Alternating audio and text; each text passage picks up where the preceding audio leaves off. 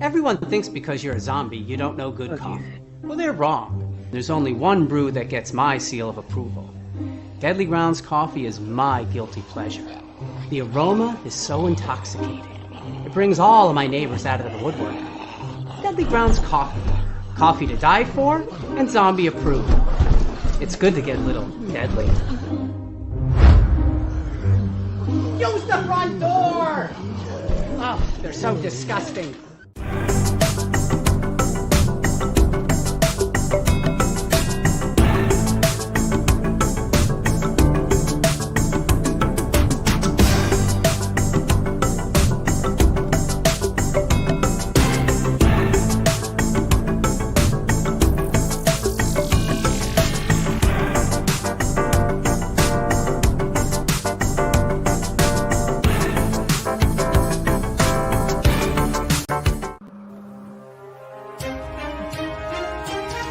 The Dorkening and all affiliated shows are not intended for anyone under the age of 18. The following may contain discussions or scenes that have adult situations, graphic violence, nudity, strong sexual content, and graphic language. This show is intended for mature audiences only. Viewer discretion is advised. Ladies and gentlemen, the motion picture you're about to see contains scenes so terrifying, the public must be given grave warning.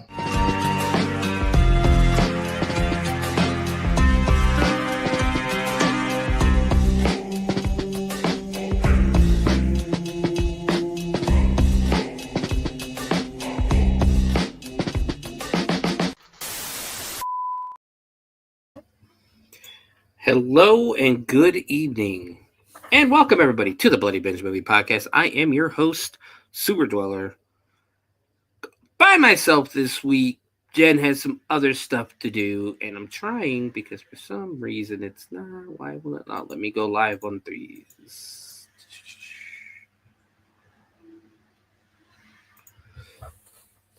But welcome everybody. It is the 1 year anniversary of the Bloody Binge Movie Podcast. We have been doing this for over a year, and I am glad to be here 1 year later. I did not think I was going to make it a year, and it's because of you guys that I am here 1 year later. We started this last year with Body Slam, WrestleMania weekend last year. Body Slam was our first movie we watched. A movie that a lot of people, when they do wrestling, when they talk about wrestling movies, they always overlook Body Slam. And that's one of the reasons I went ahead and decided to do Body Slam, was because everybody overlooks it. Like, everybody overlooks it. And it always bothered me that everybody overlooks that, it's starring Roddy Piper. It starred Captain Lou Albano, Dirk Benedict. I can't remember his name, but it's Jacob Batu's father. I believe it was Jacob Batu's father is Thomas. I can't even think of the names right now. The Tongan kid is who he played in the movie, in the movie. But it's Jacob Batu's father. He is part of the Anawai family. But we decided to do that because everybody, when you think wrestling movies, they do No Holds Barred. They do Pro Wrestlers versus Zombies and things like that. So I wanted to go a little out there. So our first movie last year was Body Slam. After that, we started with horror movies with, I believe, our second film. Let me bring up my list because I got to update that list anyways. Let me bring up my list. Give me 1 second, guys, and I am not prepared. I'm supposed to do this last night. Didn't get a chance to do it last night. There we go. This kills me that they got rid of WordPad.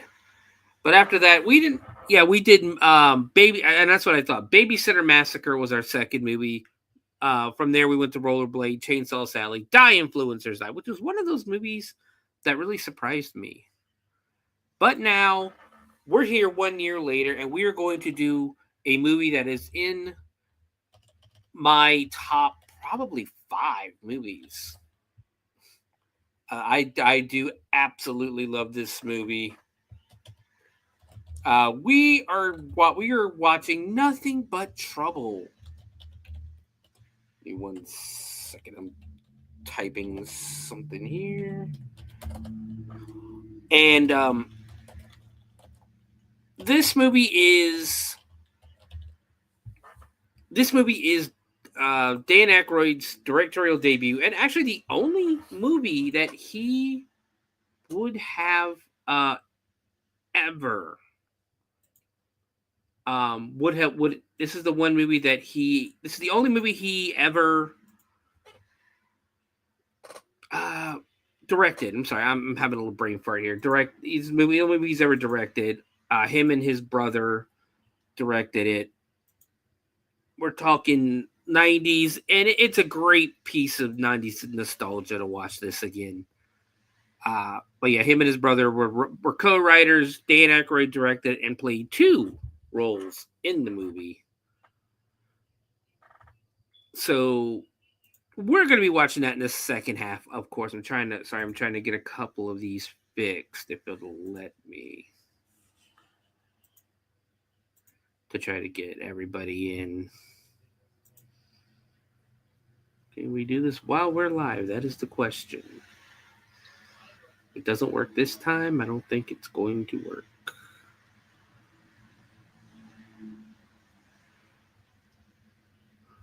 But yes, we are here celebrating 1 year of the Bloody Binge. Something that, again, that I never thought would it's not gonna let me use it. All right. Sorry guys, it is the stuff I didn't it doesn't show me until we go live. So there's a couple of places I guess we're not gonna be able to. We'll try one last time just because there's a couple of places I won't be able to stream to. Live problems on the air. Usually I have Jen here to handle this for me. But of course, like I said, on the second half, we're going to watch Nothing But Trouble, Dan Akroyd's directorial debut. We'll talk about the movie a little more on the second half. But of course, to start the show, we are going to talk about the weekly roundup of horror movie news and of course the haunt industry news roundups for the week. So let's go ahead and get started.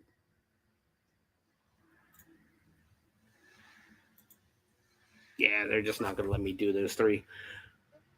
I was supposed to go live last night. I was a little under the weather. Hadn't had a chance to watch the movie yet, so going live just wasn't going to be a thing. But we'll go ahead and get started. So we're going to start with Dent Schoolhouse in Cincinnati. They just announced this week that they're going to be opening Dent's. They're going to be opening the schoolhouse, the haunt, as a B&B, as a bed and breakfast on Airbnb, I believe. Airbnb. So you can actually sleep in the actual bedroom of the notorious Charlie the Janitor. Basement bedroom, you get 1950s antique and furnishings, working toilet and running water. Bookings begin later this month, April through September, dates available. And then next year, Zobo Circus tents. So that's pretty awesome. I love I love Dent Schoolhouse. If you're near Cincinnati, you haven't been, it's an amazing haunt. It is probably one of the best haunts. Definitely one of the best haunts in Ohio. They're voted every year across the nation as one of the best. We're going to remove these 3 real quick. All right, this way it won't distract me the rest of the show. But they're one of the best haunts. Definitely one of the best haunts in Ohio. Probably one of the best in the country. They do an amazing job there. They've got a really cool backstory that's natural because there is actually a Charlie the janitor. There was a janitor there that was a known serial killer. But we're going to talk about that here in a couple of weeks on another episode of Shiver, on our next episode of Shivers, which is going to be May 1st. For those who don't know, Shivers is our show on Shivers is our show on the paranormal. We are going to be doing an episode where we're going to actually have some haunters from across the country come on and tell us about their paranormal experience, some experiences that they've dealt with paranormal inside their haunts. It is going to be part of our halfway to Halloween weekend. We got two specials planned. We got the episode of Shivers, and of course that Friday we are going to be doing. We're going to be watching Jacko as a celebration for halfway to Halloween. 6 months out. 6 months till Halloween. It is coming up. It is sneaking up on us already. The haunt season is gonna be pretty tight this year. I think hopefully everybody has a better season than they did last year. Last year's, I know the numbers were down across the board in the haunt industry. But Dent's second big announcement this week is that the Dent Schoolhouse is officially in the world of Magic the Gathering. The special edition Dent cards are releasing this fall, and you can collect your favorites like Charlie the Clean, the Mop of Clarity, the Great Pumpkin Smasher. Pumpkin Smasher's a good dude. Leftover Lunch, the Tricksters, the Dent Schoolhouse, Lady in White, Homework Giver, Board of Education, and more. Foil options will be available. The pre-sale secret lair link will be available soon. Just keep an eye out on the Dent Schoolhouse page on Facebook, and I'm sure you will be able to purchase your cards. That is just awesome. Good for them. Like they're good people.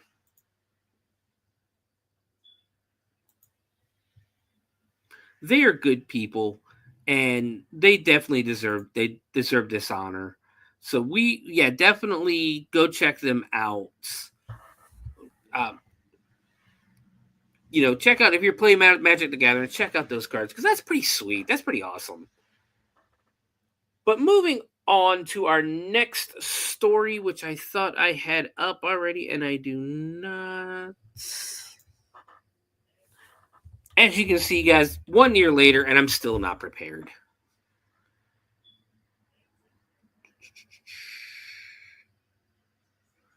There it is. There's what I'm looking for. So, Universal Studios has a lot going on this year. Of course, they have their year-round haunt opening in Las Vegas later this year in August. And they've also got a whole new theme park coming around. So like I said, Universal has a lot going on this year. But Universal Horror Unleashed unveils sneak peek of Scarecrow, the Reaping Haunt. So ahead of officially opening to the public on August 14th, Universal Horror Unleashed has unveiled a better look at Scarecrow, the Reaping. One of 4 nightmarish-inducing haunted houses that make up the Las Vegas-based year-round immersive horror experience. Like, the way they're talking about this thing is you're gonna be able to hang out here like the entire night. But it is a highly rated fan favorite house in Halloween Horror Nights, Universal Studios Florida, and Universal Studios Hollywood. Scarecrow the Reaping. God, why do I keep saying the Reaping?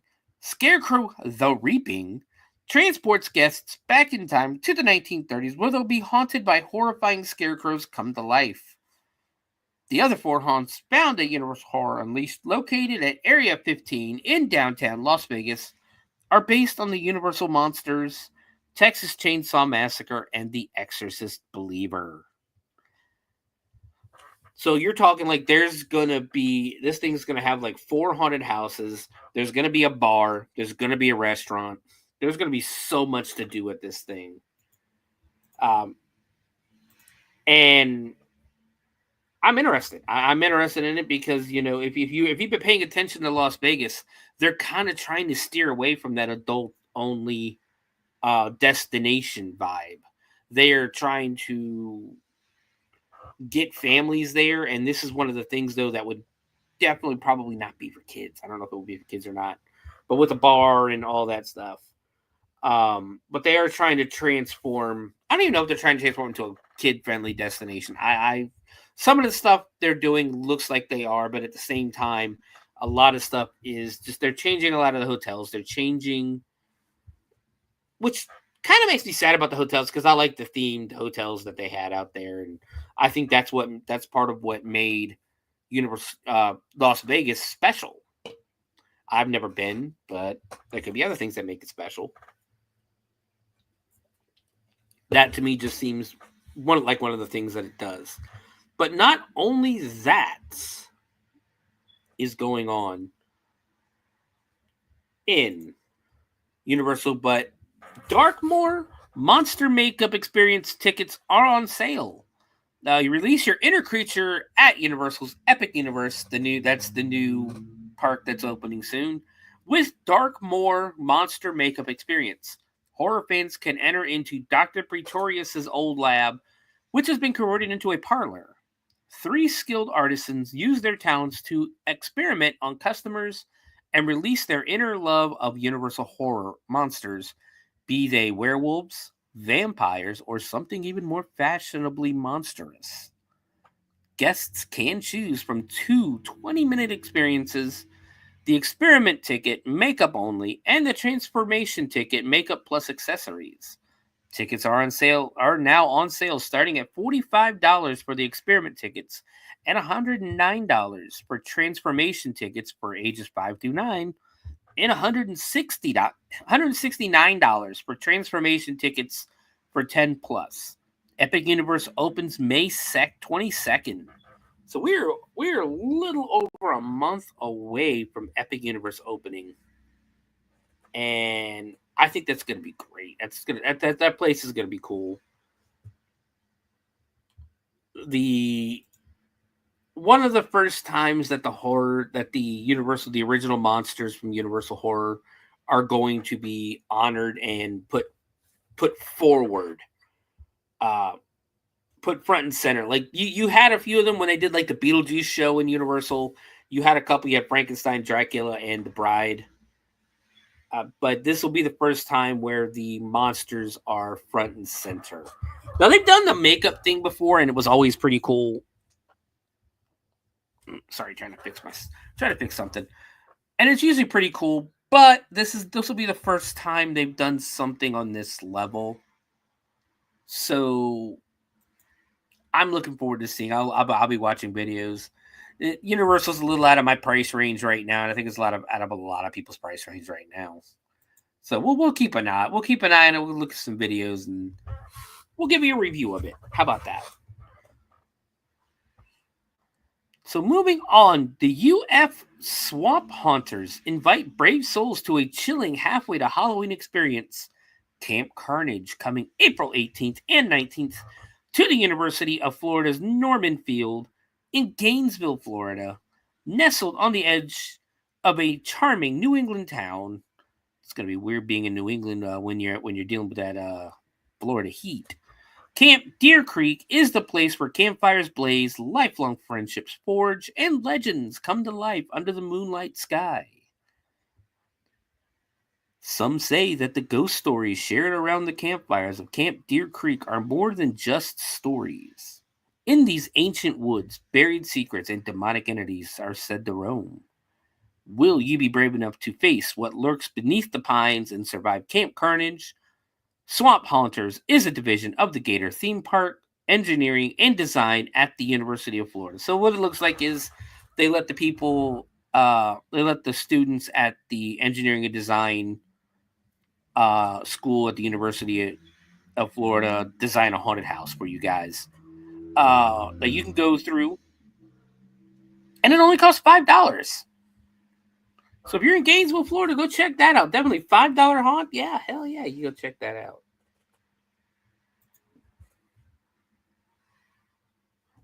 So that is actually going to be it for the haunt industry portion of our show, because there again, it's still early.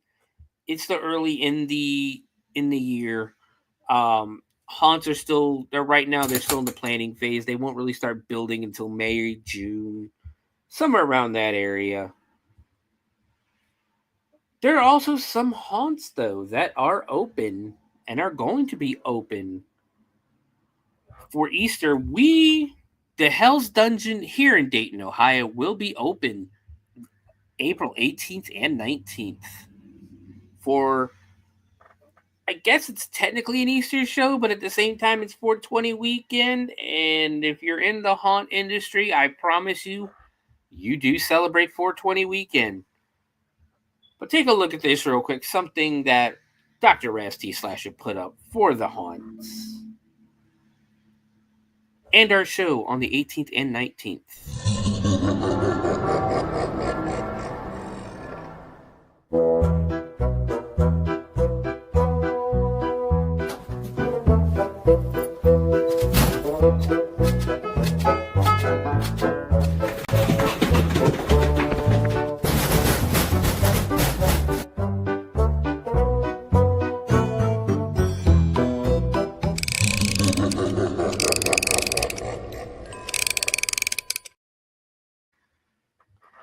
That's right.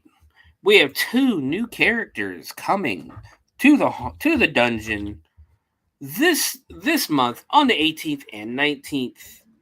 You get to come out and meet Buds Bunny and Reefer Rabbits. The show will be open, like I said, 18th, 19th, 8 till about midnight. Come out and check us out. I believe I am working that weekend. I haven't heard otherwise yet. At least Friday, I know I'm going to be working. I don't know about Saturday yet because it is WrestleMania weekend. And I also host the wrestling show that, I got to start working on bringing that back a little more. But that's going to do it. Well, wait, one more thing for our haunt section of the show. If you are a haunter and you have experienced paranormal activity inside your haunt. Now, I only want to talk, and we only want to talk if it's inside the haunt. Everybody has experience. A lot of people have experiences outside of the haunt. For this show, we want to focus on a paranormal experience that has happened to you inside your haunts. Let me know. Message me on Facebook, or you can email me at bloodybinge@gmail.com. And we'll actually let you come on the show, talk about your haunt, and then we'll talk about the paranormal experience you've had there. We'll try to do a little bit of history. I'll try to do my best to find a little bit of history on the building that your haunt is in, because usually that's where a lot of the paranormal activity revolves around. Like I've said before, Dent is actually said to be haunted, because there's been things happen there back in the 20s and 30s. I think even earlier. I think it was actually earlier than that. I know there's a hospital in, I believe, Utah, that's said to be haunted. Of course, you have here in Ohio, you have Blood Prison, which runs out of the Ohio Reformatory. You have Eastern State Penitentiary in Pennsylvania, that is a notoriously haunted prison that actually does a haunted attraction there as well. So, once again, we're looking to do this show May 1st. If you are available, May 1st, from 9 p.m. to 11 p.m. minimum. We do run late sometimes, but from 9 p.m. to 11 p.m. Eastern Time, please let me know. bloodybinge@gmail.com, or message me on Facebook, and we'll try to get you on the show. We'll try to get you on the show. I'm pretty sure I'll have a couple of hosts that night, so you won't just be talking to me. You'll be talking to a few people, and we're all pretty laid back and friendly. We're not going to judge you or anything like that. So, if you are shy and you don't wish to actually come on the show, email me your experience. You let me know what your haunt is, and I will gladly read your email online. bloodybinge@gmail.com, or message Stephen Stephan Henderson on Facebook. Once again, we are looking to do this show May 1st as part of our halfway to Halloween celebration. So moving on, we have a few stories here in the... Let me get to where I need to be. In the haunt news this week, there's a couple that weren't just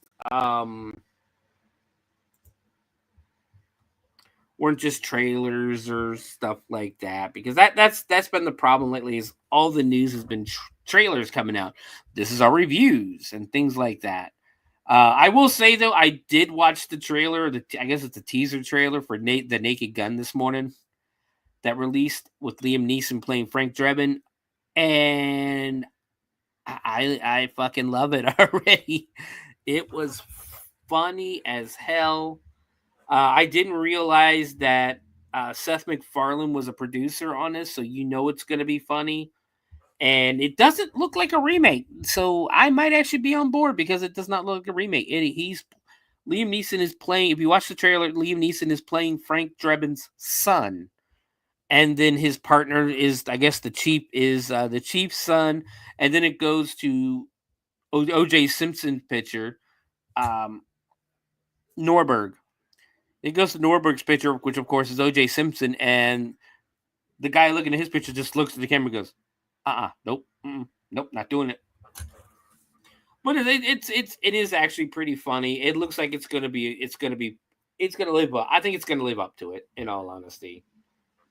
But I'll definitely be going to see it. Hopefully, we're supposed to go this weekend to see the Minecraft movie, so keep a lookout on social media, and I'll give you a review. I'll give you a non-spoiler review of the Minecraft movie.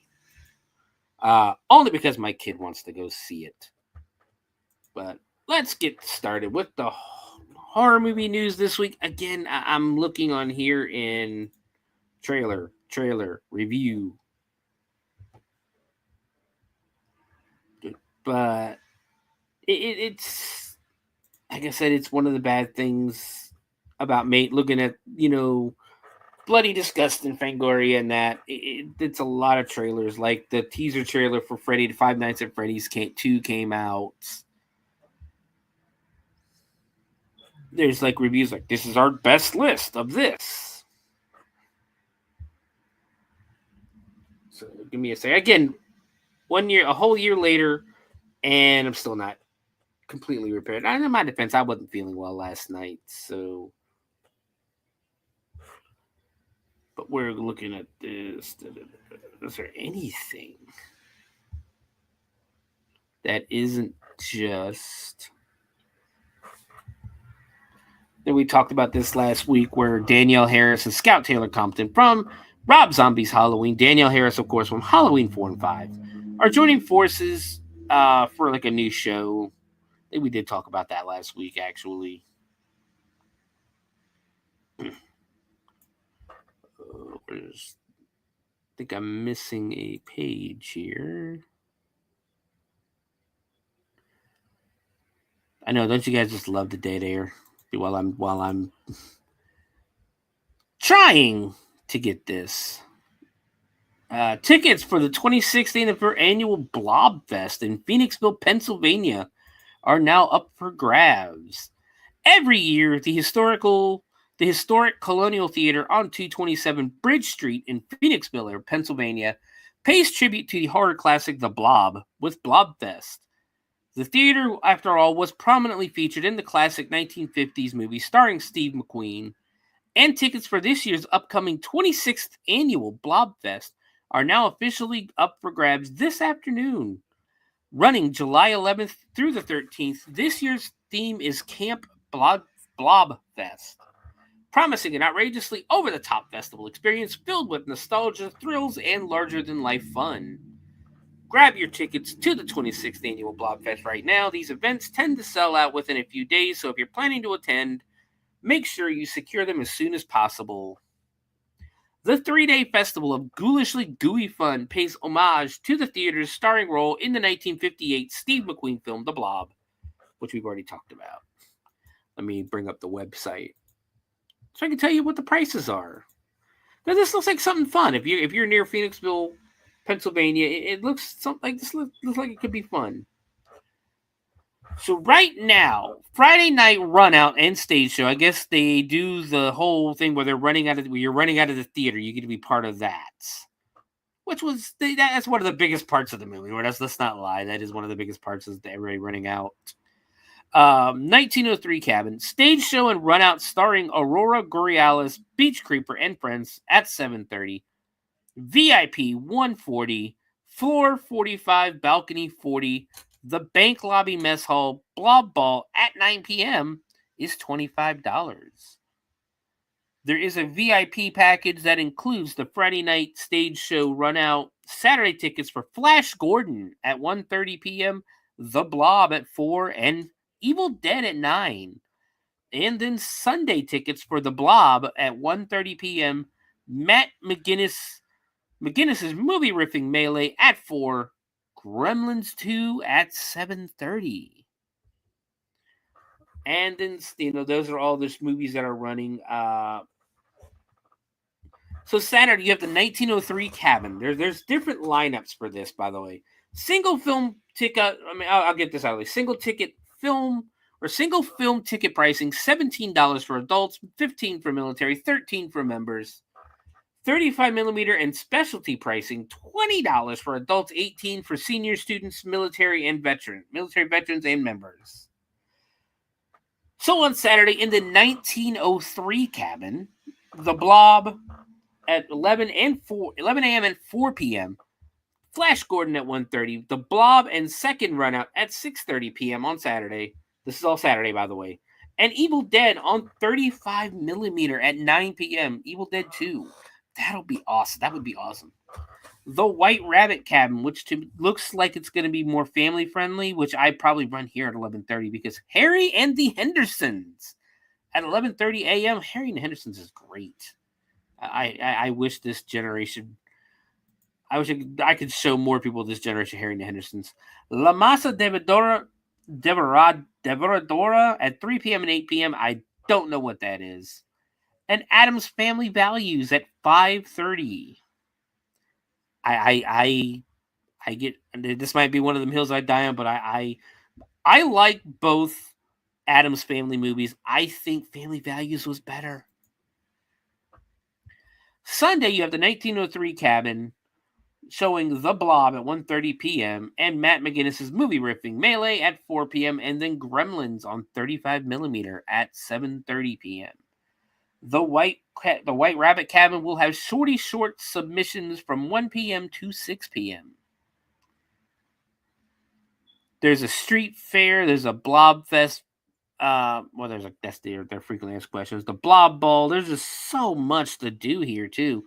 Facade decorating contest, short film contest, costume contest. Just so much. The Blob Fest 5K, 10K, and half marathon.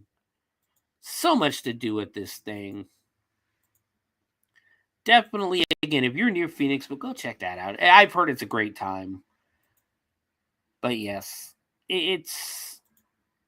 I love when theaters do this, and that's one of the sad things that's happening in Pennsylvania right now. Actually, is the Monroeville Mall. Basically the entire filming location for the original Dawn of the Dead. I believe it's getting ready to be torn down. I think they're getting ready to close it and tear it down for condos or something. But then, which is just heartbreaking because that's such an important piece to film history, especially horror movie history. But unfortunately, the world must go on, I guess.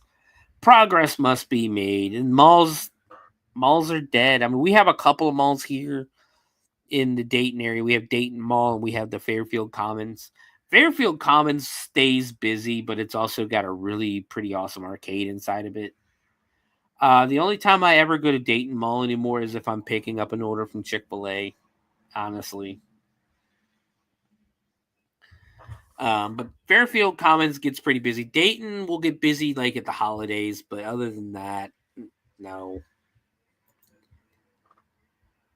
So moving on to our next story, if I can find one. Let's see. This seems to be a big one because I've seen this a lot of places. Elle Fanning to team up with the Predator in Predator Badlands.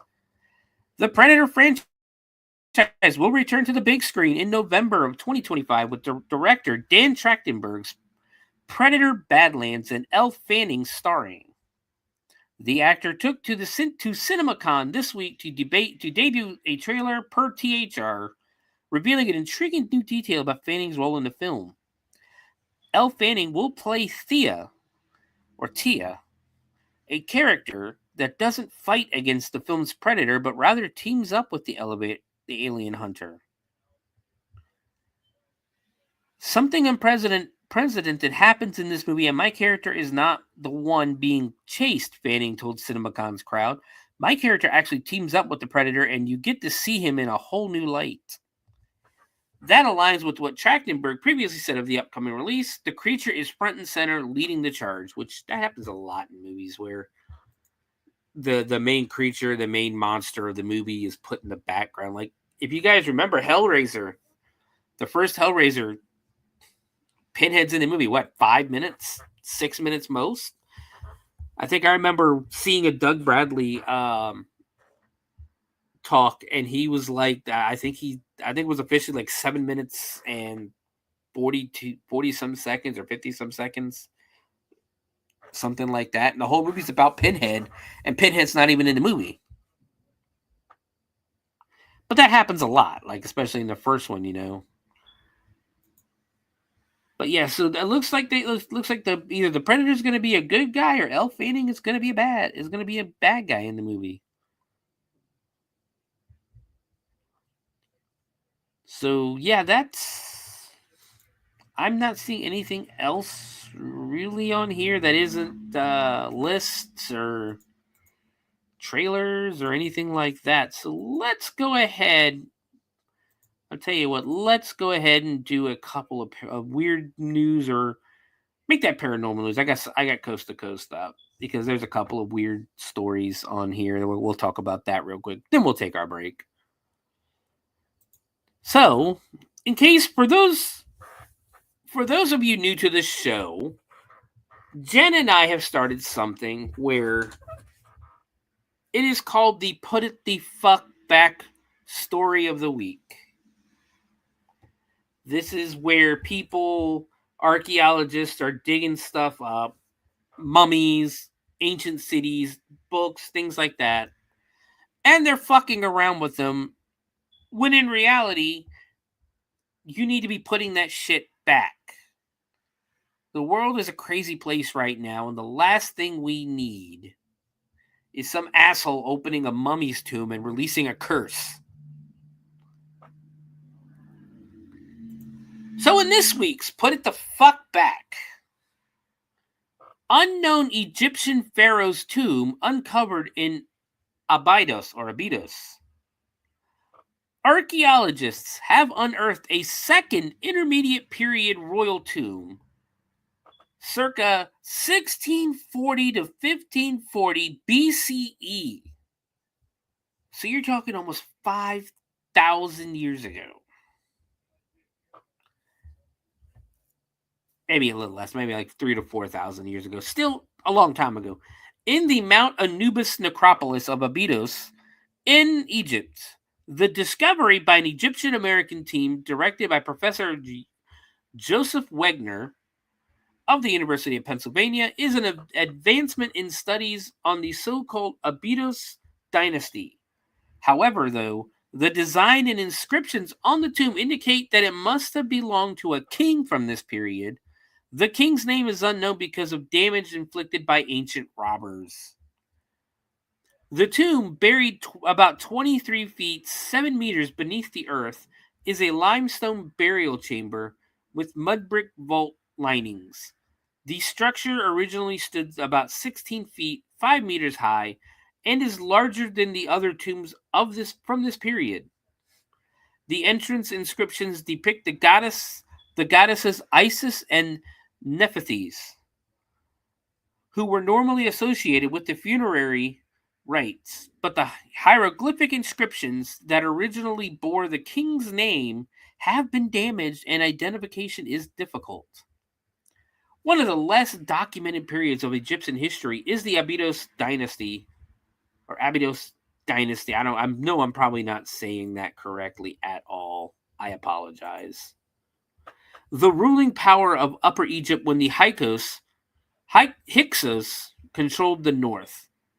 The style and location of the tomb resemble that of King Senebkes, whose tomb was discovered in Abydos in 2014. Mohammed, I might be again, is it Mohammed Abdul Badi, head of the Egyptian Antiquities sector at the Supreme Council of Antiquities, thinks that the newly discovered tomb might have belonged to one of Senebkes' predecessors. The candidates are King Senayib and, oh, good lord, Payintjeni. I apologize. I don't know the proper way to say these names. I'm sorry. Who are known to have erected monuments in Abydos. Unfortunately, the tomb was heavily looted during ancient times. Robbers took away all the treasures, including the mummy and sarcophagus of the king, leaving little for archaeologists to discover about his identity. The recess where canopic jars were meant to be placed was also empty. Tomb looting in the region has been documented as far back as the Roman period, when people invaded burial sites to extract valuable limestone, granite, and quartzite. Besides the royal tomb, another significant discovery was made in Banawit village, north of Abydos. Egyptians from the Supreme Council of Antiquities unearthed a workshop for Roman-era pottery and glass, which shed light on Egypt's industrial history during the Roman period, 30 BCE to 642 BCE. To 642 CE. The workshop contained a number of kilns and storage areas and 32 ostraka, fragments of pottery inscribed with Greek and Demotic texts that documented commercial transactions and tax payments. So, yeah. It was likely one of the biggest production centers that provided glass and pottery for the 9th District, and Muhammad Ismail Khalid, Secretary General of the Supreme Council of Antiquities. The site appears to have been reused in the 14th century CE as a burial ground with graves. Among the burials were mud brick tombs containing mummies and skeletons, including the remains of a child wearing a fabric cap and the skull of a woman who was approximately 30 years old. Put it back. The presence of wheat, roots, palm seeds, and barley indicates connections between agricultural practices and burial traditions in the Sohag region. And there's a picture of the baby's corpse. Great, now I'm cursed too. Once again, put it the fuck back. You want to study it? You want to look at it? You want to study it? Fine, do what you need to do. Leave it there. Do not pull that out. Do not take it. Nothing. Leave it. Bad scientists, bad paleontologists, bad archaeologists. Leave it.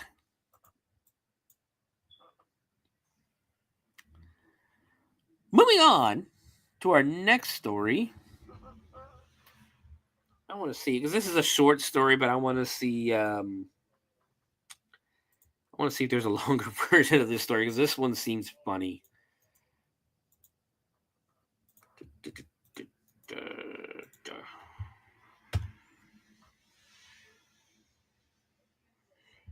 Let's see.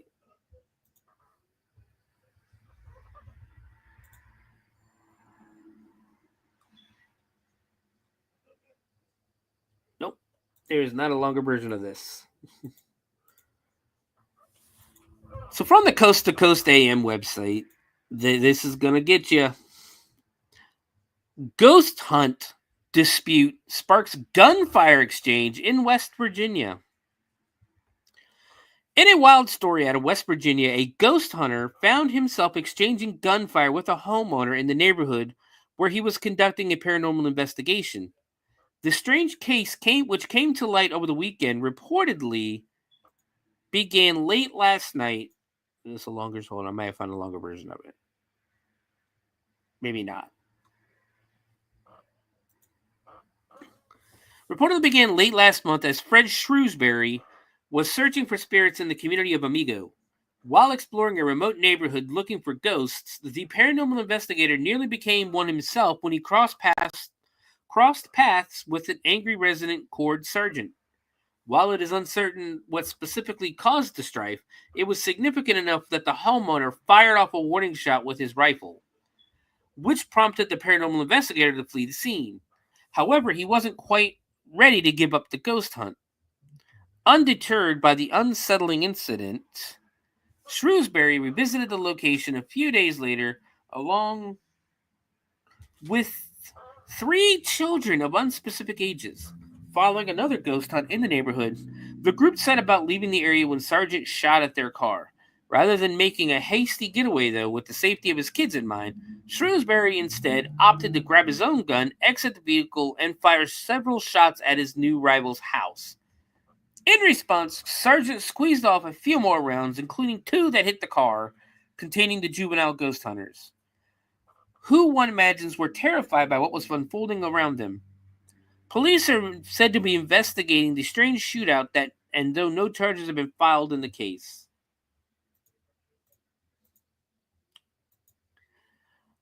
So I don't want to call myself a seasoned ghost hunter, but I have gone ghost hunting before. Make sure you're allowed where you're going ghost hunting. If you're in a neighborhood, do not go ghost hunting. That is private property. Sure, you might be in the public property part, and that's fine. But you're still in somebody's home. You're still at somebody's, in their area where they live. They don't know who you are. The smart thing to do is to either inform the people in the houses around where you're going to be working, as long as you're not on their property. And even then, ask. A lot of times they'll say yes. But you don't go to a neighborhood. For starters, you don't bring your kids to the neighborhood and start shooting back. For starters, you don't bring your kids to the neighborhood where you've already been shot at once, and then surprise, surprise, you're getting shot at again, and your kids, with your kids in the car. Don't be an idiot. But if you're going ghost hunting, ask, get permission. Do not trespass. Just because a place is abandoned doesn't mean somebody doesn't own it. Doesn't mean somebody's not going to protect it. Again, 9 times out of 10, if you ask the person, they will let you explore the area. It's that simple. There's no reason. None whatsoever for you to be doing this stuff. It just ask.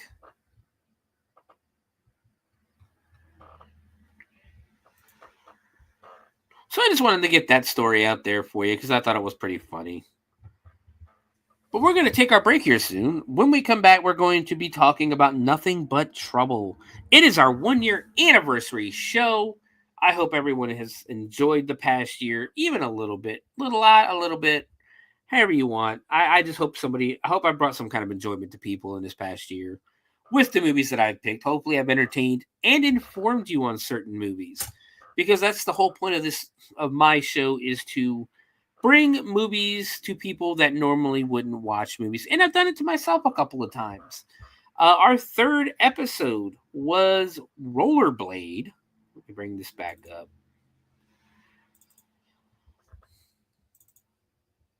Our 3rd episode was Rollerblade, a movie from the 80s. I think it was the 70s. I think it was the early to mid 80s. And I would have never watched that movie if it wasn't for you guys, Die influencers, I would have watched Die probably. We've done Vice Academy, Brain Scan, Dead Sushi, Sharkula, Killing Tree. I don't want to bring up Killing Tree. El Santo and the Fist of Death, Movie Violations, Class of Nukem High, Funhouse Massacre, which I will give it to you. The reason I went back and watched Funhouse Massacre again was because of this show. The first time I watched that movie, I did not care for it. I did not like it. I was bored. Watching it for this show, talking about it on the show, made me actually appreciate that movie. Just All Hallows Eve, Haunted Ween, and another movie I had never seen before. The Lost episode. We do have one episode that is considered the Lost episode because it cannot be played anywhere because of copyrights. I fucked up. I still have the show, but it will not be. It will never see the light of day at least on YouTube. At least on YouTube, because it gets hit with copyrights every time. We did an episode where we did Halloween horror shorts on YouTube and Troma. Madhouse, Amityville Thanksgiving, the worst movie we've ever watched on here so far. Krampus Unleashed, Psycho Santa, Shredder, Igor and the Lunatics. Again, Igor and the Lunatics is a movie I would not have watched without this show. Pramika, Killer Karaoke, Sorceress, Sweatshop, Mardi Gras Massacre, American Ninja, Bikini Spring Break, and of course this movie, Nothing But Trouble. Because I've done this, I started doing this show. I decided to do one with the paranormal, one with wrestling, and I think we're going to go back to our roots with the wrestling one, and we're going to start doing old shows again. I just have to get with Matt and Raz to see if they want to help, if they're able to help out and participate. But we are going to be taking a break here shortly. Thank you again. Like I said, I just wanted to thank you guys again for 1 year of the Bloody Binge Movie Podcast. This has been something I've been thinking about doing for a while now. I finally took the chance, and it's because of Raz and Matt welcoming me on Matt and Monsters last year that I had the courage and learned the knowledge, learned how to do that, how to stream and how to get it going. And now 1 year later, here we are, getting ready to watch definitely one of my top 5 movies. So guys, we'll be back here in a shortly. This break doesn't last as long as it really seems, but we'll be back. And when we come back, we are going to be talking about Nothing But Trouble. Stick around.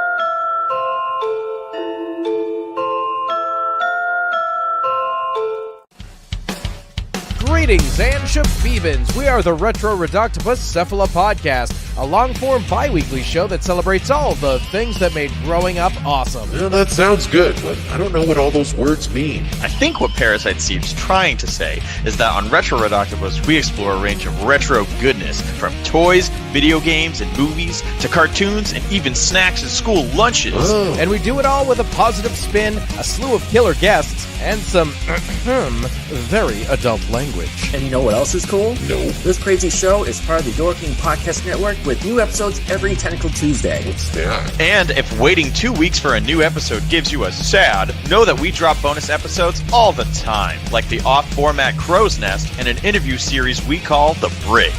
You can listen to Retro Octopus on Apple Podcasts, Spotify, Stitcher, or any app that's cool enough to carry the only show that celebrates all the things that make growing up awesome.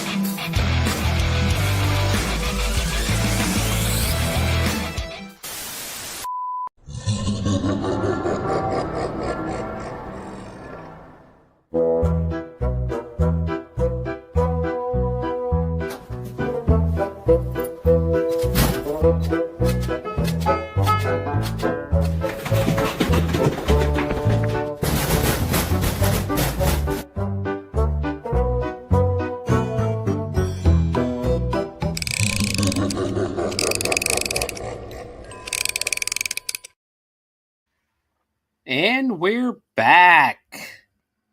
Welcome, everybody who's just joining us to the Bloody Binge Movie Podcast. I am your host, Sewer Dweller.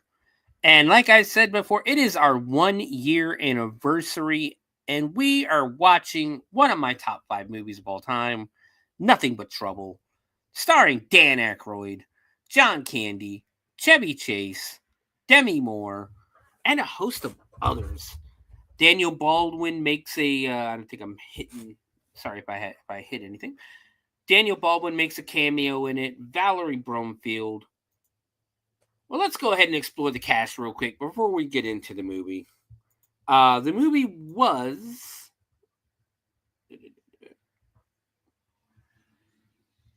I know it's in the 90s. It was released on February 15th, 1991. In the United States and other places, of course. It had, it opened world. It did open worldwide. It was actually, when it came out, it was considered a flop.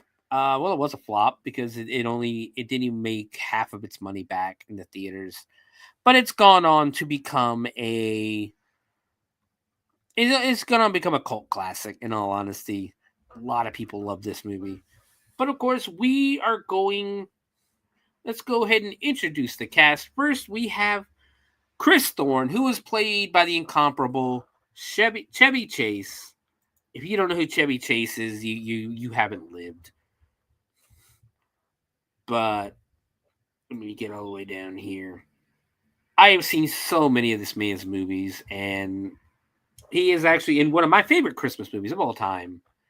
Probably, in all honesty, I take it, but not one of probably my favorite Christmas movie of all time, Christmas Vacation. But he got his start back in 1968 with Walk, Don't Walk as a pedestrian. Moved on to Lemmings, The Groove Tube, Tunnel Vision. Got his own show in 1977, The Chevy Chase Show. Was in a movie called, which actually, and I actually seen this movie. It's called Foul Play. It is a great movie with him and Goldie Hawn. No, was that? Yeah, that one was Goldie. I think it was Goldie Hawn. Pretty sure it was Goldie Hawn. He was in that with.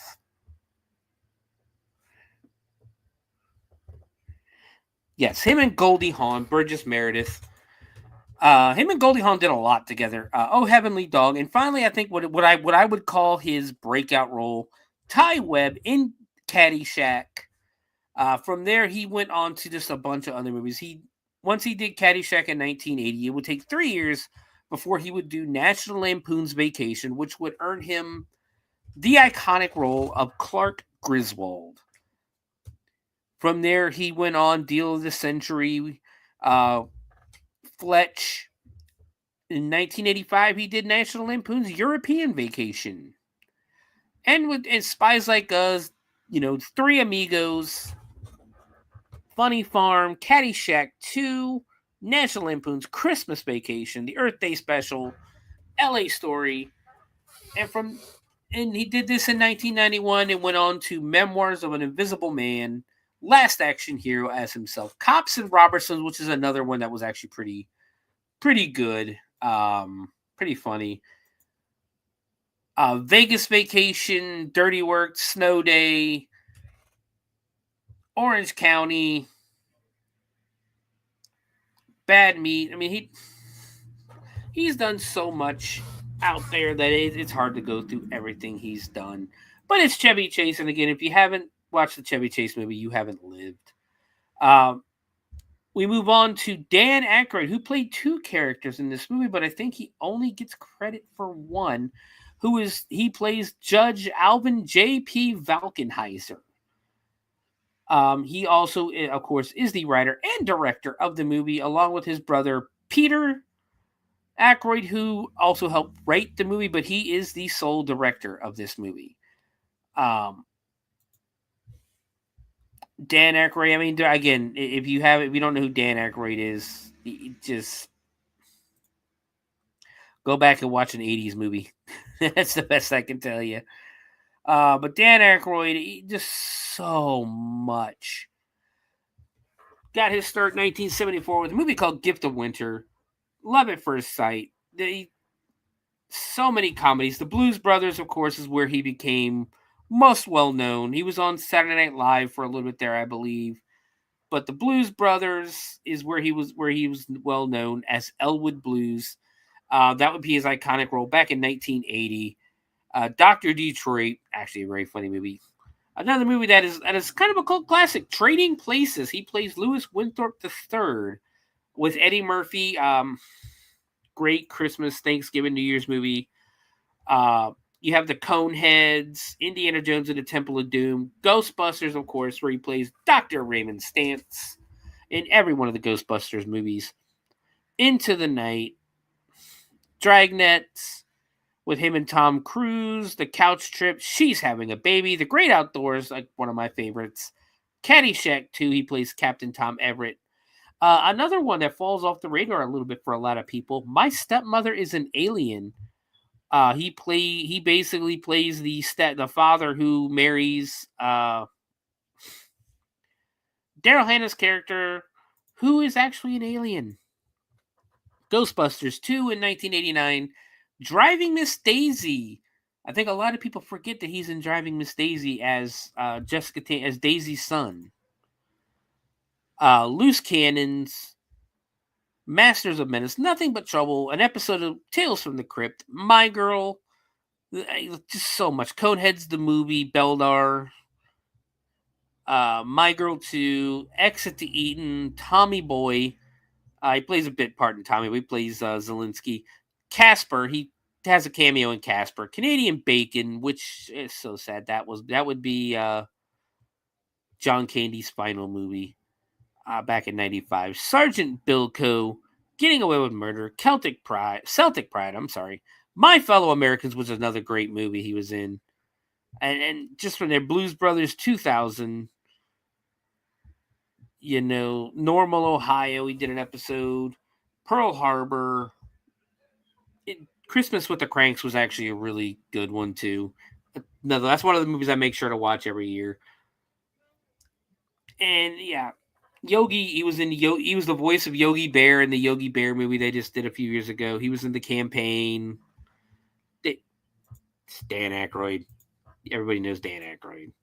John Candy, who plays Dennis and Eldona. John Candy, rest in peace, died, of course, in 1995.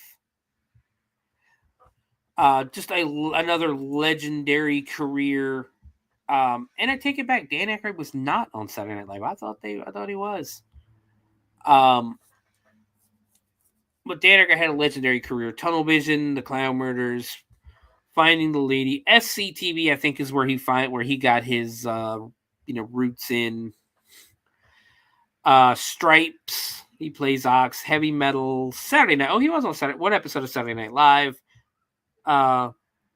Plays the security guard at National Lampoon's Vacation. Going Berserk. Yeah, there was a time back in the 80s where if it was a comedy movie, you had Chevy Chase in it, you were either going to see Dan Akroyd or John Candy, or a host of others like Eddie Murphy and everyone, just because. Going Berserk, Brewster's Million. He Brewster's Million, great movie. Summer Rental, another one of those movies that it's kind of like a family movie, but it falls off the radar. Volunteers, funny movie. Had a bit part in Little Shop of Horrors. Spaceballs, of course. Armed and Dangerous, which is probably the first movie I saw him do drag in. And anytime you see John Candy doing drag, it's hilarious because he was a big dude, and I don't mean just like fat. I mean, he was tall. Like I said, Spaceballs, Planes, Trains, and Automobiles. She's Having a Baby, The Great Outdoors, Hot the Trot. Who's a movie that I'll tell you right now, this movie will be coming to the show eventually. Who's Harry Crumb? Uncle Buck. Home Alone, he played Gus Polinski, the Polka King. Nothing But Trouble as Dennis and Eldona, of course. Delirious, another movie that'll probably end up coming here to the Bloody Binge Movie Podcast. Had a character in, or had a role in JFK, Rookie of the Year, Cool Runnings, Wagons East, Canadian Bacon, and I guess he had another movie called The Magic 7 where he put his voice in, but I still say Canadian Bacon. I'm not a big fan of Canadian Bacon, but it was his unfortunate final movie. And we have Demi Moore again. Demi Moore, you know what she's been in. Ghost, St. Elmo's Fire, 16 Candles, Outsiders, just such a host of movies. G.I. Jane, Indecent Proposal. What was that one? I'm trying to think of the one. She was your female heartthrob, I guess. Not really a heartthrob, but she would be the female sex symbol of the 80s or the 90s rather. She was up there on the level of like her and Tom Cruise. If you wanted the best looking person in Hollywood at the time, you were going to for a male, you were going to grab Tom Cruise. For females, you were going to grab Demi Moore. In all honesty, like, she was gorgeous. Valerie Bromfield plays Miss Perda. She's in things I don't remember her from a lot of stuff. Needful Things, Mr. Mom. A lot of side characters. Taylor Negron plays Fausto, and I'm not even gonna try to say his last name. He was in The Last Boy Scout, Biodome. The last thing he was in was a movie called Alienated back in 2015. Good, bigger star. Then we have Bertilla Damas, who plays Ronalda, Fausto's sister in the movie. I thought they were husband and wife, but they are actually husband or brother and sister. She did a couple episodes of Brooklyn Nine-Nine, Lucky, Lodge 49, Pearson. Again, nothing. Roswell, New Mexico, a few episodes. Nothing too out there, or at least too well-known. This would actually be her first big movie that she was in. Raymond J. Barry as Mark. He's one of them guys where you see him, you know him. The best role I can think of with him recently would be The Ref in 1994, where he plays Santa Claus, the drunk guy walking around dressed as Santa Claus the entire movie. Brian Doyle Murphy as Brian. Brian Doyle Murphy, again, you know who he is. If you've seen Christmas Vacation, he plays the boss. He was Noah Vanderhoff in Wayne's World, Groundhog Day, Caddyshack, JFK. He was Jack Ruby and JFK. And he's been doing a lot of voice work. And he's one of them voices that if you heard him, you know. And if you see him, you know him. John Wesley as Sam. Again, a guy you know him. You see him, you know him. And finally, the Parliament Funkadelic, including Tupac Shakur, makes a cameo appearance in the movie, playing the song for the movie. And I absolutely love the song that they play. It's such a good throwback to the 90s. But we have a lot to get through. There's a lot of trivia we're going to talk about after the movie. So let's go ahead and get into Nothing But Trouble. Let me take a sip of drink real quick first, and we're going to get into this movie. If you wish to watch along, I will say the movie was available when I picked it for this episode. The movie was available on Tubi. It is no longer available on Tubi. But it is available on Plex for free, and it is available on YouTube for free with ads. So the movie's going to open up, and we have the iconic Warner Brothers Pictures logo on the screen, Time Warner Company, because this is the 90s and Ted Turner still owns it. And then we cut to a beautiful shot of the nighttime skyline of New York City. That also includes the World Trade Center towers. It is kind of weird because this movie is 35 years old now, 34 years old. That in 10 years, to know the future, in 10 years, those two towers would not be there anymore because of, an action of terrorists. But it's just so weird. We cut it, and then they cut away to do different shots. They again show, as Nothing But Trouble comes up, there's the towers again, and it's just, it's so weird to look at them. But we get a few minute opening credits and that. And then we cut to essentially the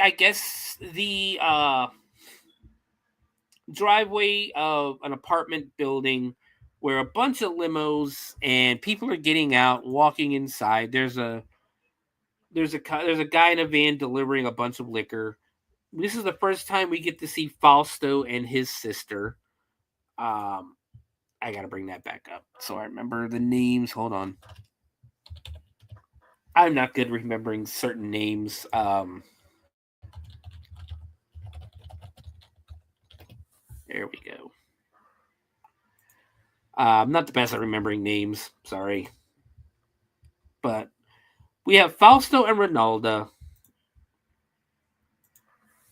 They, the doorman, who is actually played by Peter Akroyd, Dan's brother, runs, he lets them out, runs over, signs in for the wine, and a taxi pulls up, and out steps Chris, what is his name? Chris Thorne. Chevy Chase, of course. Chris Thorne, who the doorman,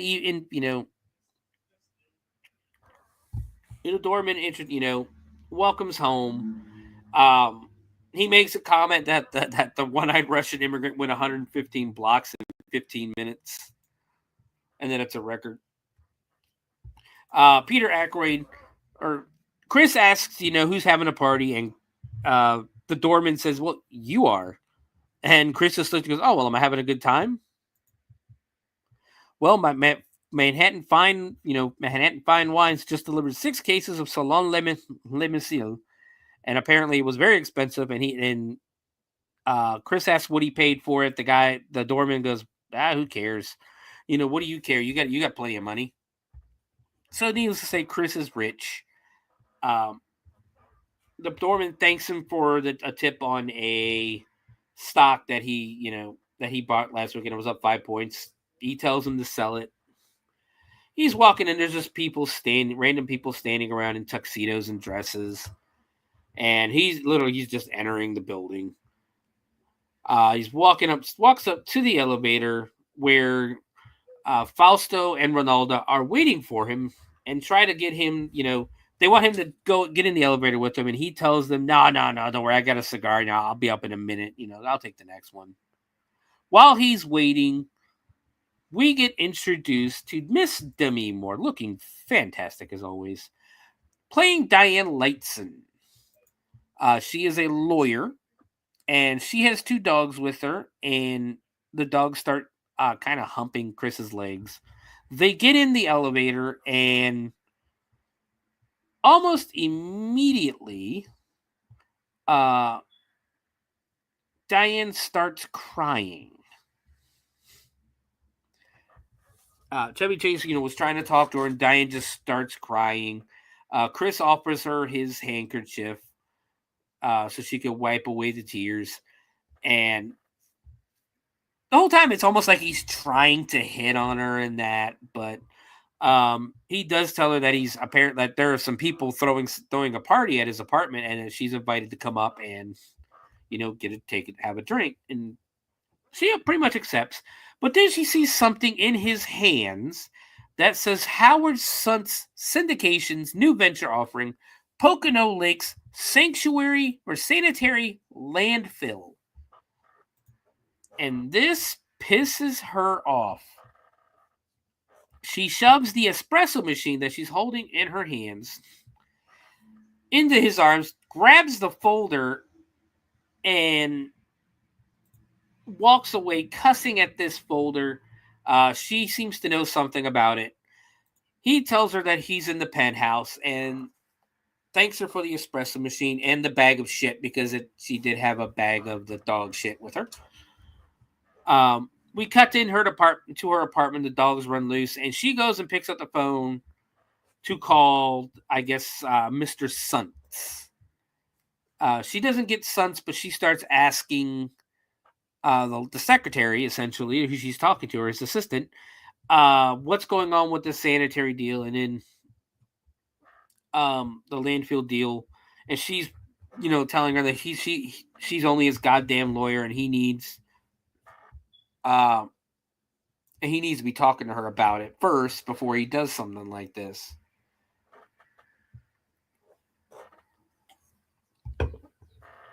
And the assistant tells her, or the secretary tells her, that according to Mr. Suntz, her assistance will not be needed anymore. And she's pissed off. She tells the secretary, "Why am I talking to you? I'm just going to come down there." We then cut inside of Chris's apartment, where again a bunch of people are drinking alcohol, hanging out, having a party. And Diane approaches Chris, introduces herself. And he knows, she introduces herself as an attorney. He knows the apparently the law firm that she works for. They basically start hitting it off, and she asks him if he's going down. I guess there's some kind of big announcement in Atlantic City for the landfill. She asks him if he's going, and he basically goes, "What? No, I'd rather fucking cut my arm off than go to this thing." So she asks a complete stranger to borrow his car to drive down to Atlantic City, and he's like, "Oh, I didn't say I wasn't going. I just said I don't want to go." So they make arrangements. It's not really anything to the scene. They make arrangements to meet downstairs, and that he would drive her to Atlantic City for the presentation. Meanwhile, Fausto and Ronaldo overhear the conversation and figure out that Chris is going for a drive, and they essentially immediately invite themselves to go on the drive with them, because Ronaldo thinks they're going to Chris's house in the Hamptons, and Chris is like, no, I really no. Fausto asks what time they're leaving, and excuse me, sorry. And Chris tells him Well, I mean, way too early for you. You guys aren't going to be awake when we leave. So Chris and Diane make plans to meet at noon in the parking garage, and Fausto and Ronaldo are like, "Oh, that's great. Noon is better than really early." Chris apologizes for them, introduces them as Fausto and Ronaldo Squarenitsu. I don't know. And essentially says that he basically tells Diane that they're clients, essentially. They're clients of his. He gives them investment counseling sometimes. They are Brazilianaires that are apparently from Brazil, and they are billionaires or millionaires. And he tells her that they have breakfast around 2 p.m. We'll never see them again. She's glad about this, and she says lets him know that she'll see him in the garage at noon in the morning. Cut to the next morning, and Chris appears in the parking garage. He's putting his shirt on still. He's kind of a little bit disheveled, has sunglasses on, clearly hungover from the night before. The doorman is bringing his car around to him and is squealing the tires and that. Chris is basically saying, I can't do this. This is just, it's, he's hungover. He can't drive. Asks the doorman if he knows who Diane is. The doorman's like, yeah, he's moved into 23B. Then Chevy Chase says, give her the car, give her the keys, give her the car. Tell her I can't drive, that I'm too tired. I'm too hungover. Meanwhile, the elevator doors open behind them, and there is Demi Moore looking great. And all of a sudden, Chris is feeling better and wants his keys back. And Mike gives him a spray of throat spray. And she sashays her way to the car. An old model BMW. The car looks beautiful, too. I'm not going to lie. The car looks great. She gets in again, takes her coat off, just doing what she can to look sexy. Mike puts her bags in the trunk for them. They start the car. They get ready to get going. There's all these kind of fancy gadgets in the car, especially for the 90s. They start to go. As the garage door opens, there is Fausto and Ronaldo waiting for them. And Diane is basically, oh, they're not coming, are they? He's like, well, I can't tell them no. And they essentially put their baggage in the back, and they hop into the back seat. They do not know where they're going, so they introduce themselves to Diane. They put a tape in because they get to decide what music they listen to, and they figure out that they're going to Atlantic City. So off they go, and we cut to basically the car driving around New York City, getting on the interstate with the Brazilian music playing, the brother and sister just talking. We cut inside a couple of times. Chris is using one of those old battery-powered shavers to shave his 5 o'clock shadow off. Diane is talking with the siblings in the back. Diane asks Chris how long he's been divorced. Chris is shocked that she knew. But he's been divorced for 4 years. Diane asks if he still misses her, and he goes, nah, I've been over for weeks. From the back, as they drive a little further, from the back, Ronaldo is telling him that, hey, this is a boring road. It's the highway. It's a boring road, and she wants to go somewhere in the countryside because they planned a special picnic for him. Well, it is New Jersey. And Chris tells them, well, this is everywhere. It's just smokestacks, and it's what does he tell her? That is just smokestacks and basically not countryside. for miles, basically in this entire part of New Jersey. And Ronaldo literally goes, "What? What's the point of you inviting us on a drive if you're not going to take us where we want to go?" And Fausto tells him he's being a bad host. It's like, motherfuckers, you are in my car. You invited yourselves on this trip. Go fuck yourself. Diane finds a parallel route so that they can go try to find somewhere to have the picnic, get back on, and still be in Atlantic City. Chris agrees, and they get off off the interstate, and they take the exit for Old Coke Road.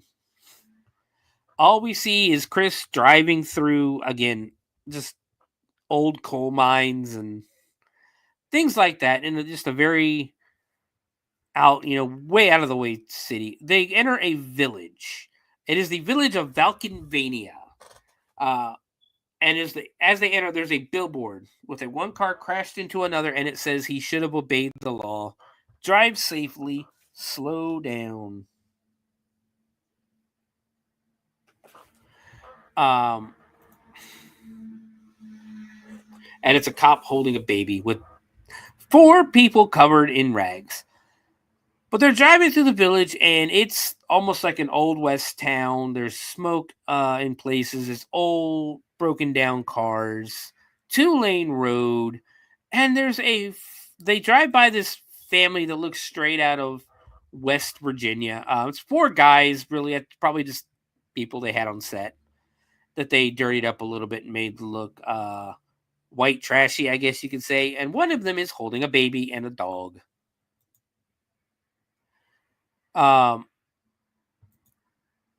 Chris looks out the window and says, "Good morning, sell pork bellies and buy gold." And it's just, if you saw this, if you were living in West Virginia, even like here in Ohio, people in a BMW with sunglasses on, just looking out the window, staring at you, you get a little bothered by it too.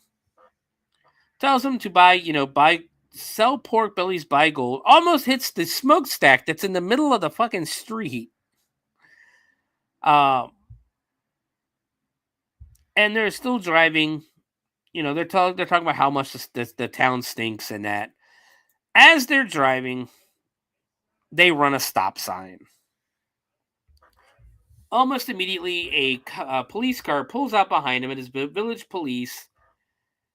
Cut to them driving down it's a forest. It's really a road with trees on both sides. There's really, again, nowhere to pull off or anything. So Fausto and Ronaldo decide they're going to start eating in the car. They give Diane some food and that. As they're driving, they see the cop pull up behind them. Chris is ready to pull over, and Fausto's like, "What are you, a pussy? What are you, bitch? Come on, why are you gonna? You're in a BMW. This thing does this thing does 90 fast. What is it? Faster than that car will." Chris thinks he's speeding because he's doing 65 and a 50. Fausto's, again, like I said, telling him, like, "Well, what are you, a pussy? You don't got to stop." And Fausto's basically like, that's a provincial cop. With this car, you could outrun him. We could do 90. And Chris goes, "Are you kidding me? This fucking car goes 130. So Chris puts the foot on the gas, and they're running from the police now. We get a small chase. As Chris is starting to pull away, we cut inside the police car, and he hits a couple of switches that say manifold, which is literally flames coming out the back of the car and giving him, basically, it's like a boost. And the cop car is catching up. Chris is still speeding, trying to lose him. Go inside the cop car, hits another button, and a detour all of a sudden shows up. That sends them down a dirt road. Chris damn near Tokyo drifts it onto the road, and still running from the cops. The cop hits the detour button again, moving the detour. The cop Tokyo drifts onto the road. He's still chasing Chris. And there's a shit ton of dump trucks on this dirt road that Chris gets stuck behind. The cop is on his microphone. Sir, these trucks own this road. You're not going to get away, Diane looks down and sees that how high up they are on this thing, running from the cops. Finally, they get to a point where there's another police car with a woman aiming an assault rifle at them. Chris slams on the brakes and stops finally. And she keeps aiming her gun at him as the other officer gets out of the car. Chris doesn't think anything will happen. He basically thinks it'll be a slap on the wrist. Because apparently back in 1990, you didn't get arrested for running from the cops like you would in 2025. We see the officer walk up, and we meet Dennis. And they do the whole, where he has the driver, he has Chris step out of the car, and they do the whole license, registration, proof of insurance thing. Chris is wondering why he got pulled over. He asks if he was speeding, and tells him he wasn't sure he was a real cop, and he meant that in a complimentary sense. But he tells me, he goes, well, I'm going to ignore the speeding, but you ran a stop sign back in town. Tells him to put his hands up on the roof spread, or he's going to frisk him.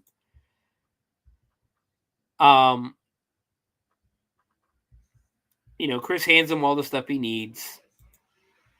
And he asks if there's a way, to get his ticket, pay the fine, so they can be about their way back to Atlantic City. And the officer, Dennis, basically says, that's not how it works around here, He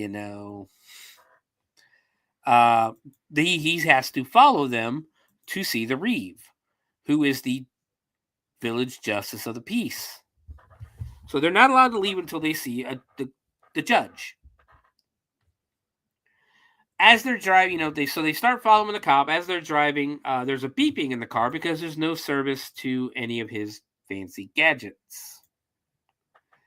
They get to this junkyard, and a drawbridge comes down for everybody to cross. They all cross, the drawbridge comes back up, and they're still following them. And they're looking around at the weird stuff because there's like a bunch of, like a whole pile of toasters. That's how much weird shit there is. There's a bunch of toasters in one section. And just old cars. And they realize they're in an old scrapyard. They get to the house, to the main house, and on the sign, it literally says 1898 Valkenvania Courts and Schools. They enter the mansion, and Chris makes a joke, doing the whole "Lucy, I'm home." The woman, the woman who is who is it? What's her name? Miss Perda. Tells him, "Yeah, we know it's old. Fuck you."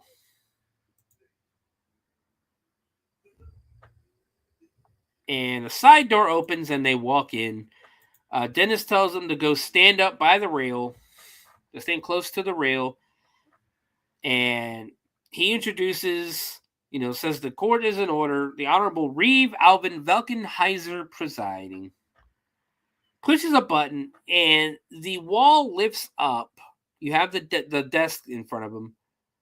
All these paintings start switching around. The desk moves closer,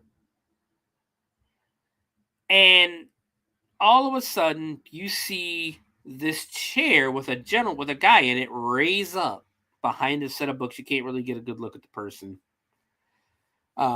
He tells Dennis to give him their IDs, toll tickets, report cards, notes from teachers. Here you go. He tells him it's a traffic violation, contravention, failing in execution of a full stop at a place so marked. He recommends fine, bond, and release. And the judge goes, well, what else do you want to do? Bake him a pie? All right, here. Christopher Lawrence Thorne. Chris, Says it's me. Looks and basically finds out that he is a financial advisor, and the judge goes, "Oh, you're a banker." No. Chris says, "No, I'm not a banker. I'm in financial publishing, Thorns Weekly." And the judge goes, "Okay, banker." And looks at the passports. Ronaldo speaks up that day and basically says that her and her brother have diplomatic immunity in this country. Now, they're supposed to be from Brazil. The passports say Republic Argentina. So, are they Brazilian? Are they Argentinian? It really doesn't fucking matter. So the judge has a problem, saying their names and that.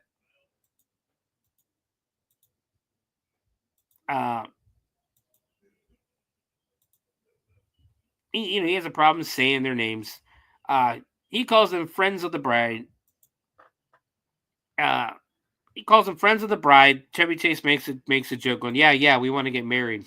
Chunk and that's the bad thing when I watch movies. I always call these people by their real names.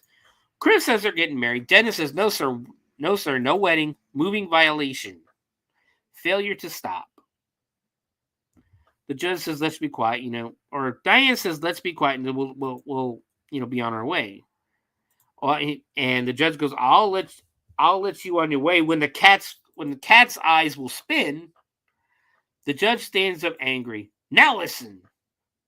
And needless to say, it is the creepiest dude you've ever seen in your life. The picture is who I'm using. His nose is in the shape of a penis. Not even joking. His nose is in the shape of a penis. But he stands up angry and he starts making jokes. Hey, ha, hula, hula, hula, bula, bula, bula. Look who's got the front row seats at the Mexican hat dance now. Just like a bunch of spiders at a birthday cake. The judge says you might be interested to know that you're not under the jurisdiction of just any old fishing license dispenser. Basically because Chris is treating this as if, this kind of court doesn't matter, which it doesn't matter if you go to court in Cincinnati, Dallas, Texas, Waco, Texas, anywhere in the middle of it, in the middle of fucking nowhere. Court is a serious thing. Take it seriously. Stamp pad jockey. We've always been set to deal with the offenders once and for all after their first appearance, quick as sump grease through a 10-year-old goose. Congratulations. Chris is literally, while he's talking, this is how unserious Chris is taking this. He's lighting a cigar as the judge is talking.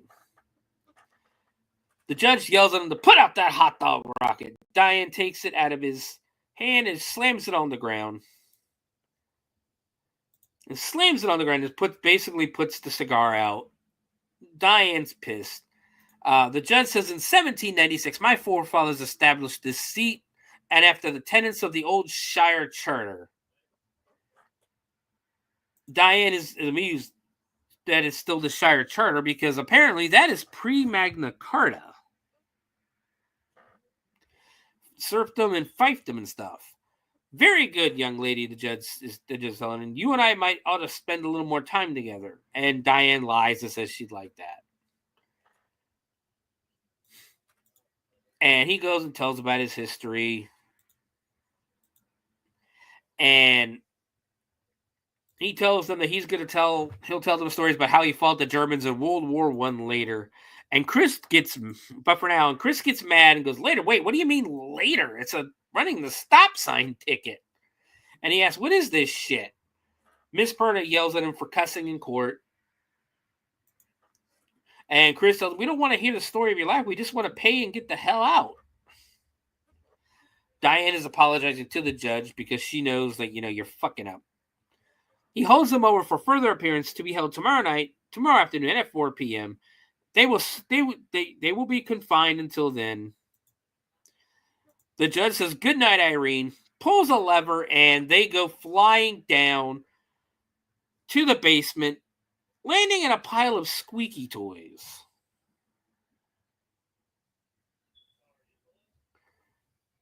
Dennis isn't happy about it. He says, yes, what's the point of that? They're clean. There's no drugs, no guns, nothing. Just another...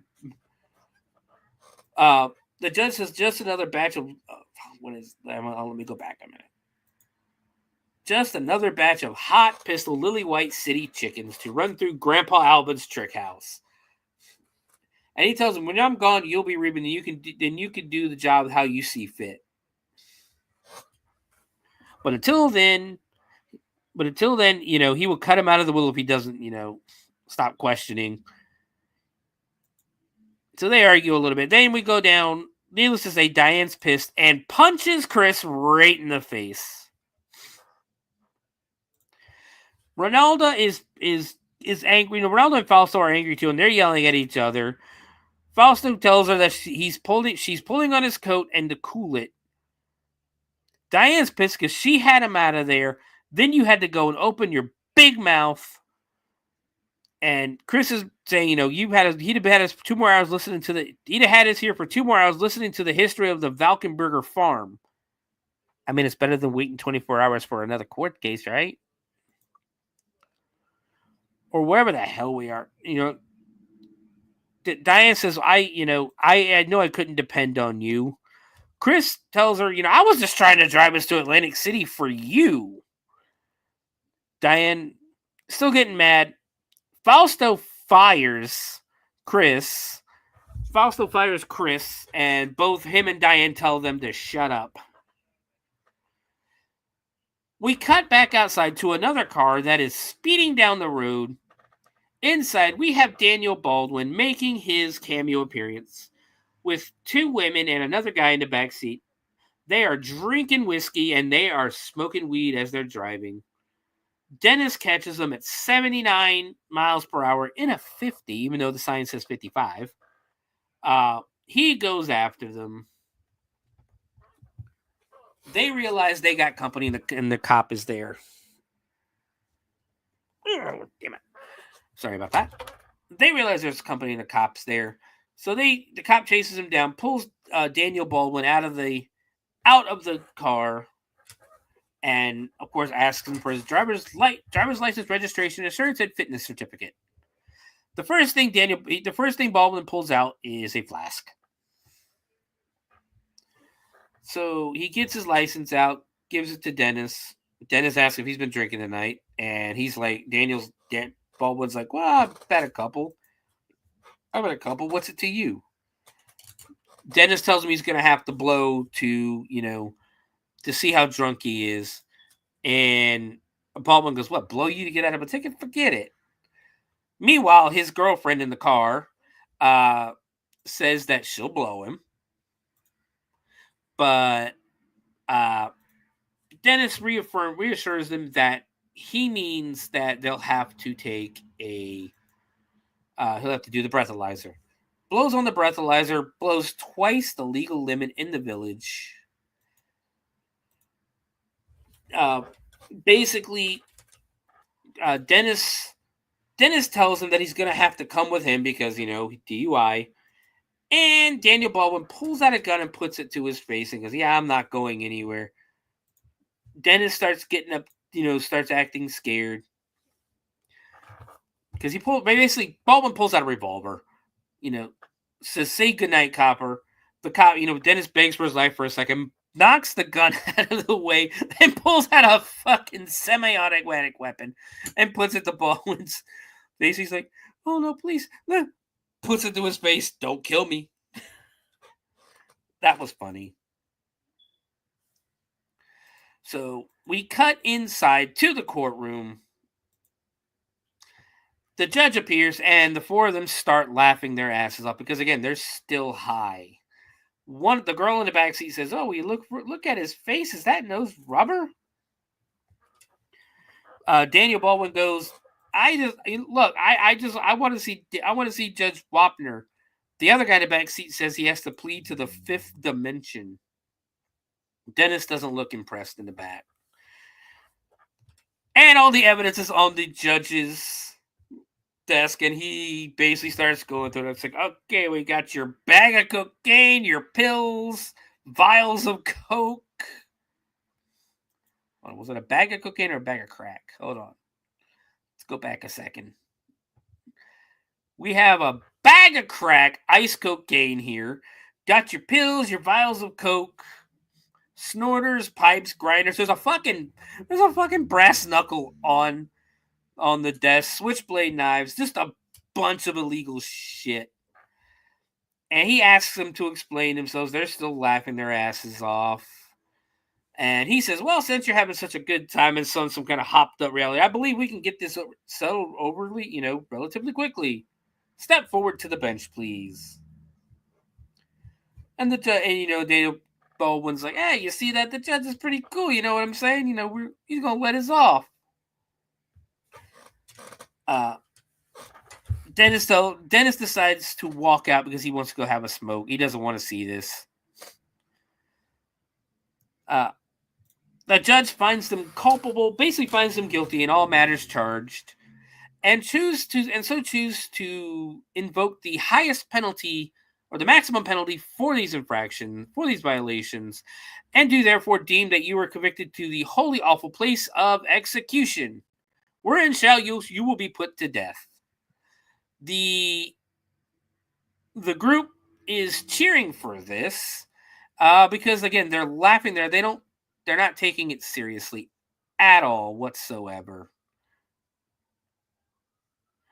The judge opens a trap door again, but doesn't really open a trap door this time. He opens a conveyor belt, and they all fall down. They go riding off till they fall into a mine car.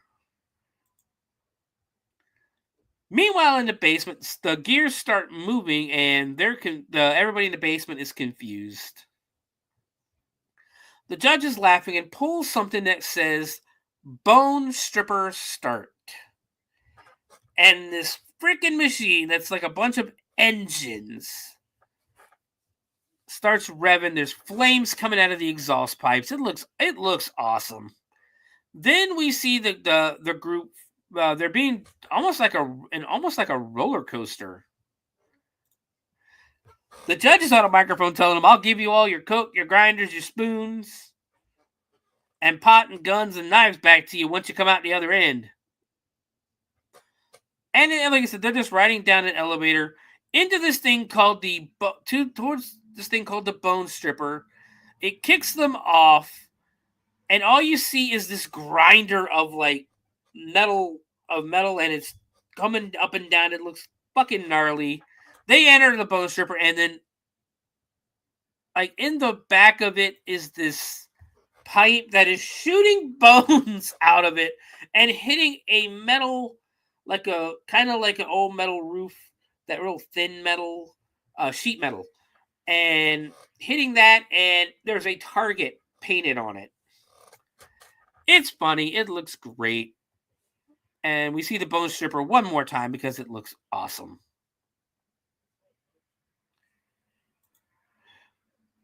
Meanwhile, in the basement, they're still talking, and Miss Purda comes down and tells them that it's time to go have dinner, and they're going to have dinner with the judge.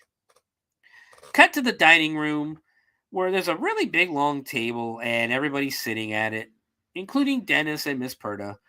All of a sudden, the judge comes down from the ceiling. He lowers himself down on a chair from the ceiling. And yeah, it's just everybody's. He says, "Welcome to supper." Asks everybody, "How about a nice Hawaiian punch?" Puts I'm trying to think. It's not really a funnel. It's what you would put into an old oil can to pour the Hawaiian punch out. And Chris again thanks the judge, and makes the joke, nothing like a long day after a long day of driving as a nice warm glass of Hawaiian punch.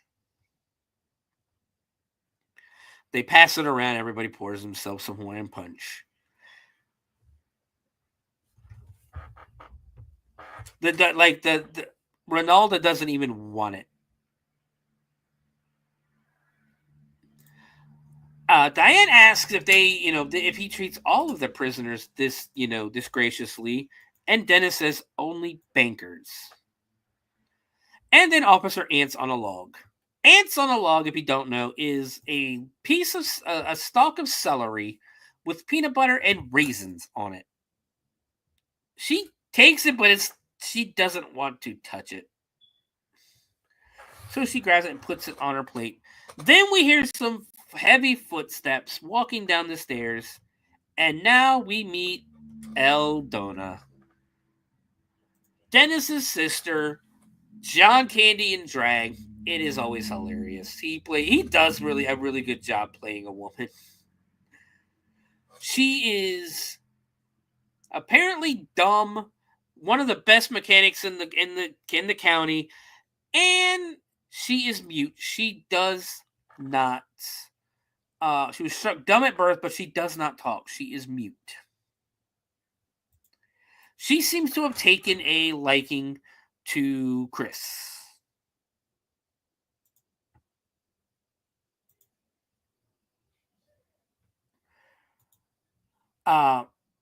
Chris makes a comment that he should take all this metal and sell it, and make a bunch, and basically,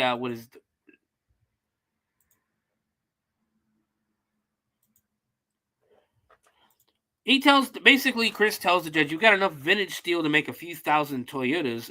Ever think of selling the whole place to the Japanese? And the judge gets excited. He goes, bing bong, there you go. Does the Pope wear a hat? Does the Pope wear a hat? Was Sergeant York's mother an angel? And will a banker grope for money? Chris again reminds him, I'm not a banker. I'm a financial publisher. The judge goes, all I know is in 17, after they shipped me off to fight, some New York financier rolled in here one day and hog-wallered and tub-wangled my grandfather into mining the whole place out in exchange for shares in something called the United Coke Company. Do you know what those stock certificates are worth today? Just about the finest outhouse wallpaper you've ever seen. Now, the reason, they don't tell you this in the movie, but the reason that would be worthless today is because if they would have gotten it in 1917 to 1920, that would have been before the Great Depression, which started in, of course, 1929. So that stock would be fucking worthless now. And he tells them that, because of that, they were forced to become what they drove through today: burnt out coal field, the biggest icebox graveyard east of the Ohio Foundry Belt. And that's why he never lets a banker go. Fausto gets stupid. He goes, so your grandfather made a bad deal. Is that our problem? Diane is trying to appeal to the judge's kinder side and says, and tells him, well, that's a very, very tragic story. And the judge says, I believe it is. Bernalda says he should write a book. And then Eldona comes back with really, it's hard to describe this thing, but it's a contraption. And the judge asks how they like their dogs.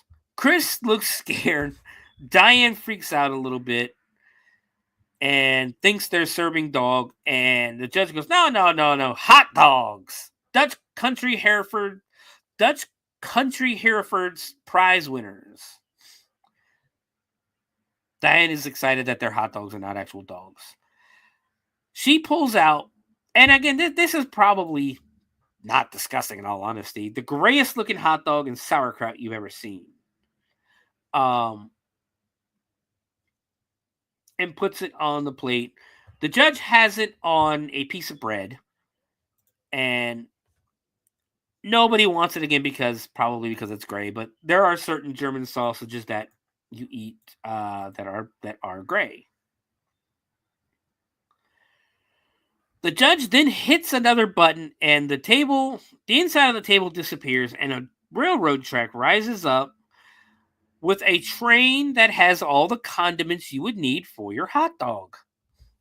It is actually pretty cool if the train fucking stopped. but it only stops in front of the judge. Who puts mustard, ketchup, and onions on his hot dog. And he's, telling him, go ahead,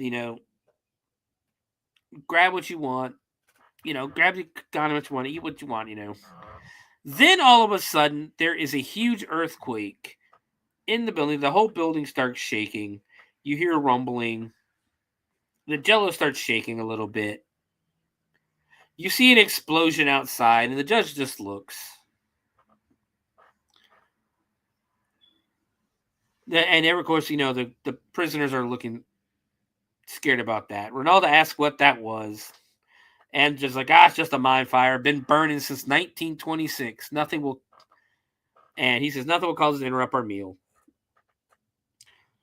Tells him again, come on, mix up them condiments the way he does. And it's disgusting the way he's eating it. The train starts moving again. And a pickle comes flying out and hits Fausto in the face. Fausto decides it's time for him and Ronaldo to escape. He says that they're wicked, that they're funky, misanthropic, codependent animals, and that he's not going to sit there, or he won't have his sister, who was once the Queen of Mardi Gras, sitting at a table with a pickle shooting train. Ronaldo says he's right, we have to go. Miss Perda gets up and picks up the semi-automatic weapon from earlier. Fausto and his sister decide to jump out of a window, and they go running as Perda is shooting at them. And apparently Miss Perda is a stormtrooper because she doesn't hit a fucking shot. Chris and Diane throw their napkins at the judge, and they go running. The judge just hits a button, and a gate closes, trapping Diane and Chris inside. Eldona appears behind them, grabs Diane by the back of the neck. And Chris tells her, you unhand her. So Eldona grabs him by the back of the neck. And he goes, yeah, that's more like it. She drags him back to her grandfather, who tells her to show them to their room. Excuse me. Meanwhile, Fausto and Ronaldo are outside. They are running away, trying to escape through a field, till when they come to a body of water that they say smells like it smells like Sao Paulo. And they both go, toxics. Ronaldo does not want to go swimming in it, and Fausto is trying to explain to her, we kind of gotta. We have to get to the freeway. So he kind of pushes her in. He falls in. They go swimming across. We cut back inside. Miss Perda has released the hounds to go looking for Ronaldo and Fausto. Back inside, Eldona is showing Chris and Diane to I guess their, not really the cell, but their bedroom that they will be locked in. Slams the door, locks it. Chris offers to make a fire because he can see that Diane is kind of chilly. Cut back outside. Ronaldo and Fausto get across that nasty river. It's really not even that long of a river. It's like probably could have just ran around it. But they get up there. They're going up. They're trying to hitchhike to a truck, and Chris is waiting for them. He says, "Congratulations, folks! You made it across our gully. You should get a prize." And he pulls out his weapon.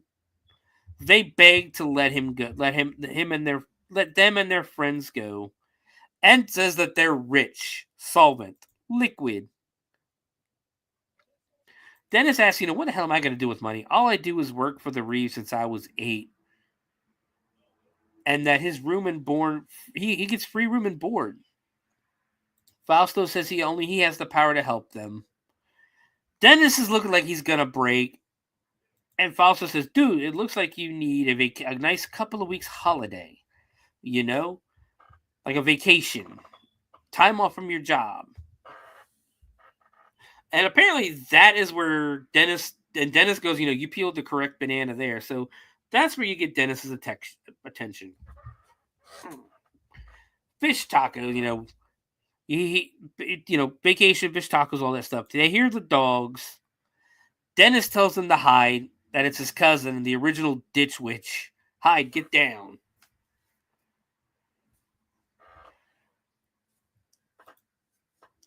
Back inside the room, Chris basically asks if the guy that they're going to see dumped her, which, yes.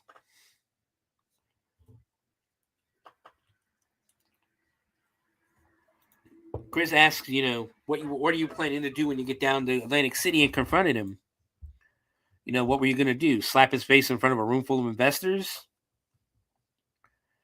She's just sitting there brooding. He tells her, it happens to the rest of us, that he was married to someone named Imelda Marcos. Tells him that guy doesn't deserve him. He already doesn't like the guy. She said, Diane says how big of a jerk she was, that she always picks the wrong guy. And I mean, she starts kissing Chris in the room and basically saying, I picked the wrong guy. It's embarrassing. All this stuff. She says she better lie down. She goes and gets into bed and tells him that he's nothing but trouble. Cut back a little later, there's a shit ton of cuckoo clocks going off.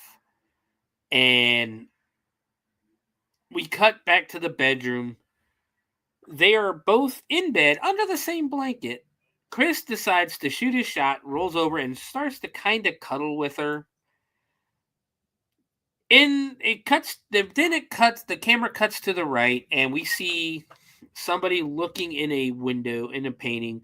We really can't see who it is, but I'm going to assume it's Eldora. Because a bugle starts playing and the bed starts spinning round and round. They've grabbed each other because now they're awake. Then the door opens.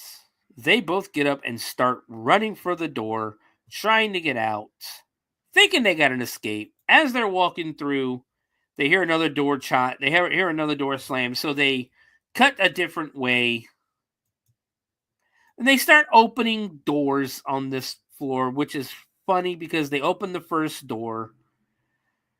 Well, they open the first door and hold on, we're getting to it. It's just a room full of baby dolls.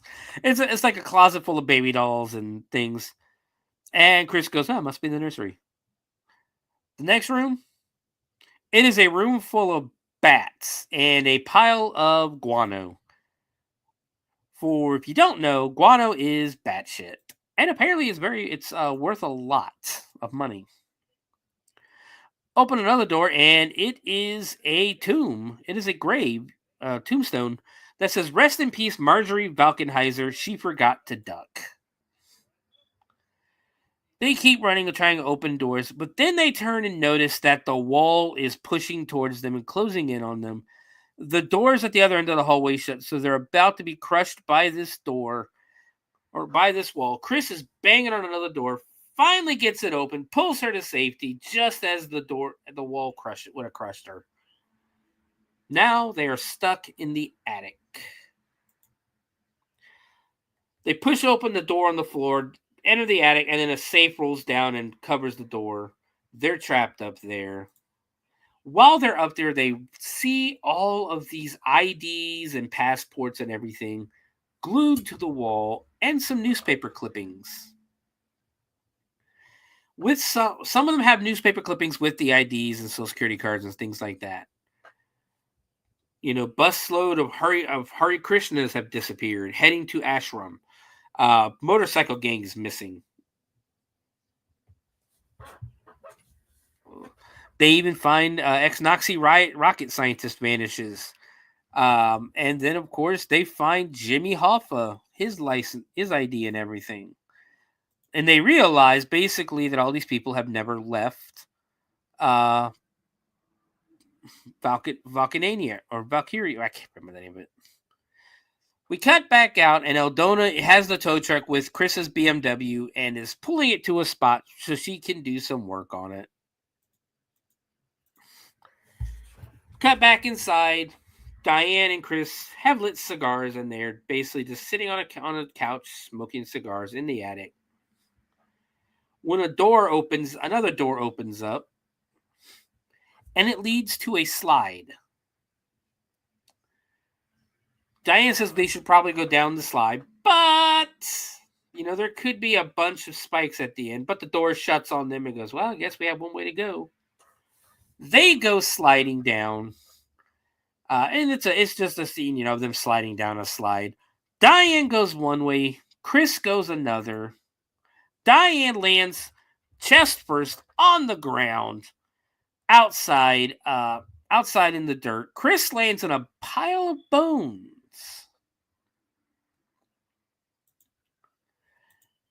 Diane is yelling for Chris. Of course, Chris isn't going to come because he's went somewhere else. In the bones, he sees there is a hole to the room of the Reeve. And as he's watching, the Reeve is getting ready for bed. He takes off the wig for the little bit of hair that he had, and then removes the nose and sets it down. He has no nose or upper lip. He gets in bed, farts, and goes to sleep. Outside, Diane is creeping around, and she hears some noises. And a couple of guys working in, or she hadn't got to that. She finds the BMW and then realizes that there's nothing left of it except, there's no roof, there's no doors. It's just the car itself. She gets in, tries to start it. It won't start at all. Nothing. She picks up the phone to try to call 911, and the system in which the subscriber has no agreement with this carrier, all that good stuff. She grabs her coat that was still in the car, and she's walking around the graveyard or the junkyard when she comes across a couple of guys she hears noise of, and it is these two Garbage Pail Kids style guys. Ladies and gentlemen, I introduce you to Bobo and Little Devil. They are the Reeves' grandsons, and apparently they got kicked out of high school because they got too fat. And this is two grotesquely overweight, they're obviously in rubber suits, wearing diapers.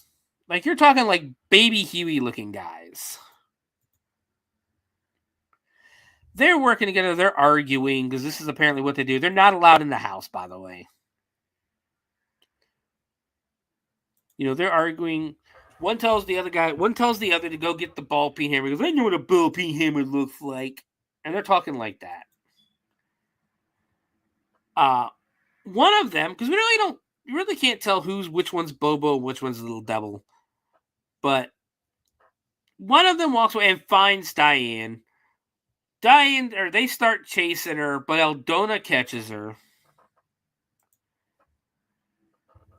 And they start laughing. Goes, no, don't worry about it. Eldona's got her. Yeah, Eldona's got her.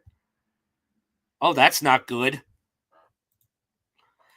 And the other one agrees, no, that's very not good. We cut to Eldona, who is gorilla pressing Diane over her head and is about to throw her down a mine shaft to the coal fire. And that's when Bobo and Little Devil are begging her not to do this. And she raises her higher again. They're like, no, we want to play with her. Eldona basically lets her down and lets the Bobo and Little Devil have her, and shakes her fingers at them. Cut back inside. The judge is sleeping, and he gets a call all of a sudden that Miss Perda has got some speeders, and that she's bringing them back. Cut outside, and there is a limo, like a hearse limo, following the cop car, and out gets Digital Underground. They're going into the court. Dennis walks out, smiles at the dancers.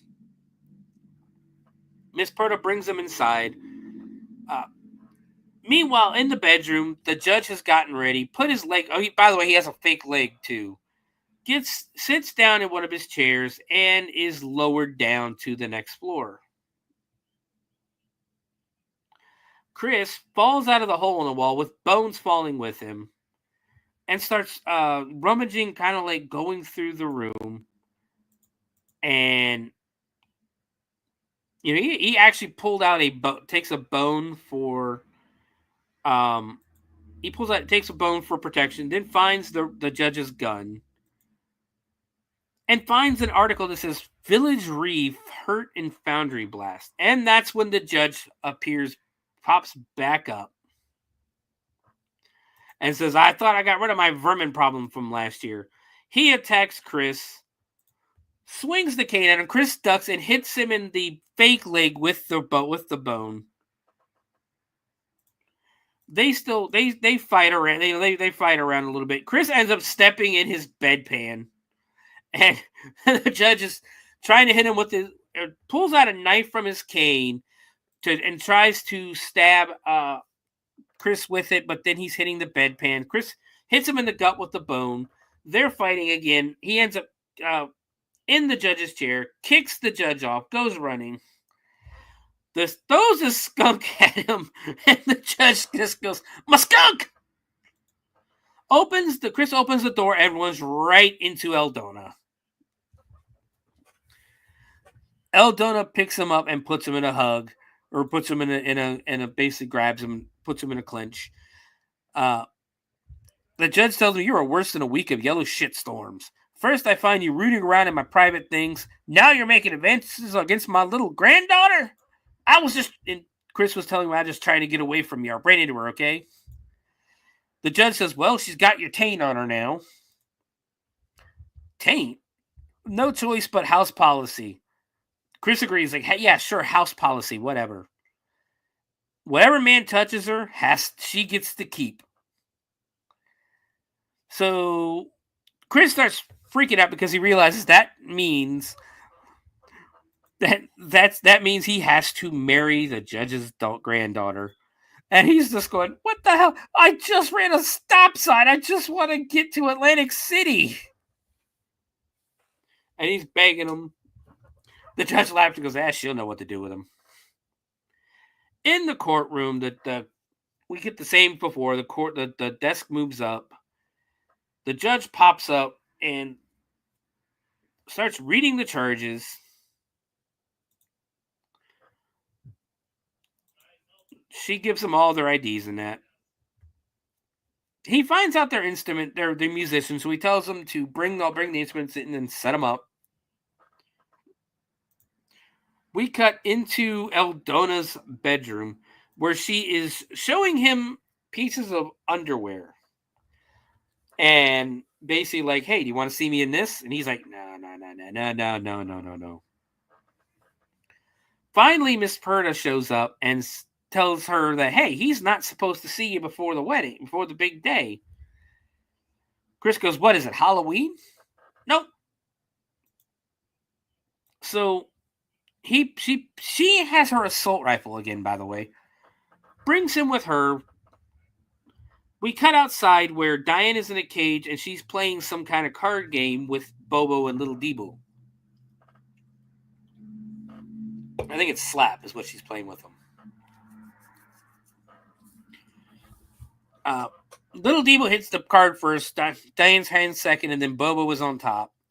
Little Debo was saying that it was his deal now because he got there first.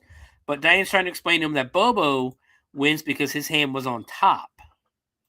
Like she's teaching him a game like they were like preschoolers or kids.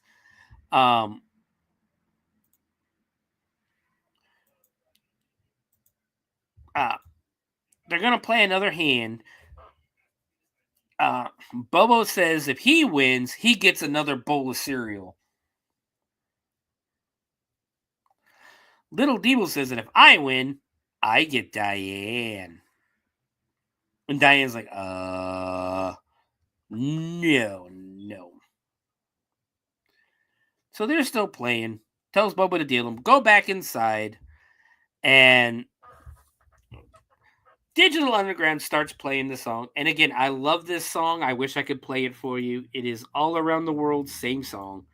It is a great song. I love this song so much. So they're playing, they're dancing around. They get to the chorus. Now, I forget to say this. Tupac Shakur is in the band at this point. Again, sadness will happen in a few years to Tupac, but they're singing their song. When they get to the chorus, the judge starts playing on his piano, and it actually sounds pretty sweet, what they're playing in there. Even the band likes it. The girls go on stage and start dancing with the judge. And it's funny because they keep cutting back to, I know his name is something different, but I always call him Humpty because he's from the Humpty Dance. I forgot what his name, Shock G, I think. Yeah, Shock G. Is staring, looking confused, but the girls are dancing with him, and it sounds good in there. Tells them to gather close because it's time for the judgment. And he essentially sends them on their way, finds them not guilty. Because they, light of their contribution to the common good, he suspends all sentences and they're free to go. They start celebrating, but he asks them to help with one thing, that they could be witnesses to his granddaughter's wedding. We cut outside as the judge and Chris are taking a walk. He asks where Diane is, and he tells her, she went home. I got something better for you. And he tells Chris that in many cases here, I do often choose to invade the maximum levy. Frequently undesirables are put to death. And of course, to him, bankers are undesirables. Yeah. And he sits there and goes, I understand, and I agree with, consider undesirables should be put to death, but he goes, I ran a stop sign. But the judge goes, yeah, and you're a banker too. Don't forget that. That's the most important part here. That's double death. However, he'd be willing to cast aside all findings, be blind to his banker's blood, and let him live out his days here if he as husband to his granddaughter, father to her child, and heir to his seat. Because apparently Dennis, So he basically tells him, the judge tells Chris that, I know women, she loves you. And he essentially agrees. They turn around and Aldona is standing on the stairs in a wedding dress. And Digital Underground is playing the wedding march. Dun, dun, dun, dun. So they cut inside, and the judge is, marrying the couple. And he basically does in his own way, he does do you take this woman to be your lawfully wedded wife? She, Aldona grabs him, and he starts mumbling. Yeah. And apparently says yes eventually. He says, I do. The judge declares them man and wife and tells them to kiss the bride. That he may kiss the bride. And he's like, yeah, no, we're good. We got plenty of time for that on the honeymoon. Yeah. And the judge goes, kiss the bride. Not in front of all these people, Your Honor. He says now, and Aldona grabs him and plants a big one on him. The Digital Underground starts to leave. Chris starts screaming, help me get out of here. These people are dangerous, help! Which pisses the judge off. Goes with Damn City. Hold on, what does he call him? Hold on. I love all of the insults that Dan Akroyd has for this movie. Calls me weak-livered puffball. Damn City working yuppity well wallet. You done hurt my granddaughter. So now it's time for him. The judge hits the button for the bone stripper, and Chris goes flying out the door. The judge pulls the bone stripper start. He's in the roller coaster down to the bone stripper.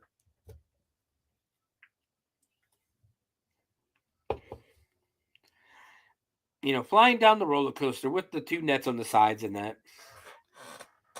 As he's going, the machine kind of starts to fall apart. He gets down to the conveyor belt that leads into the bone stripper. He gets thrown out of the cart onto the conveyor belt. As he's getting closer and closer to the blades, the machine starts to fall apart and ends up breaking as he finally gets drug inside of it.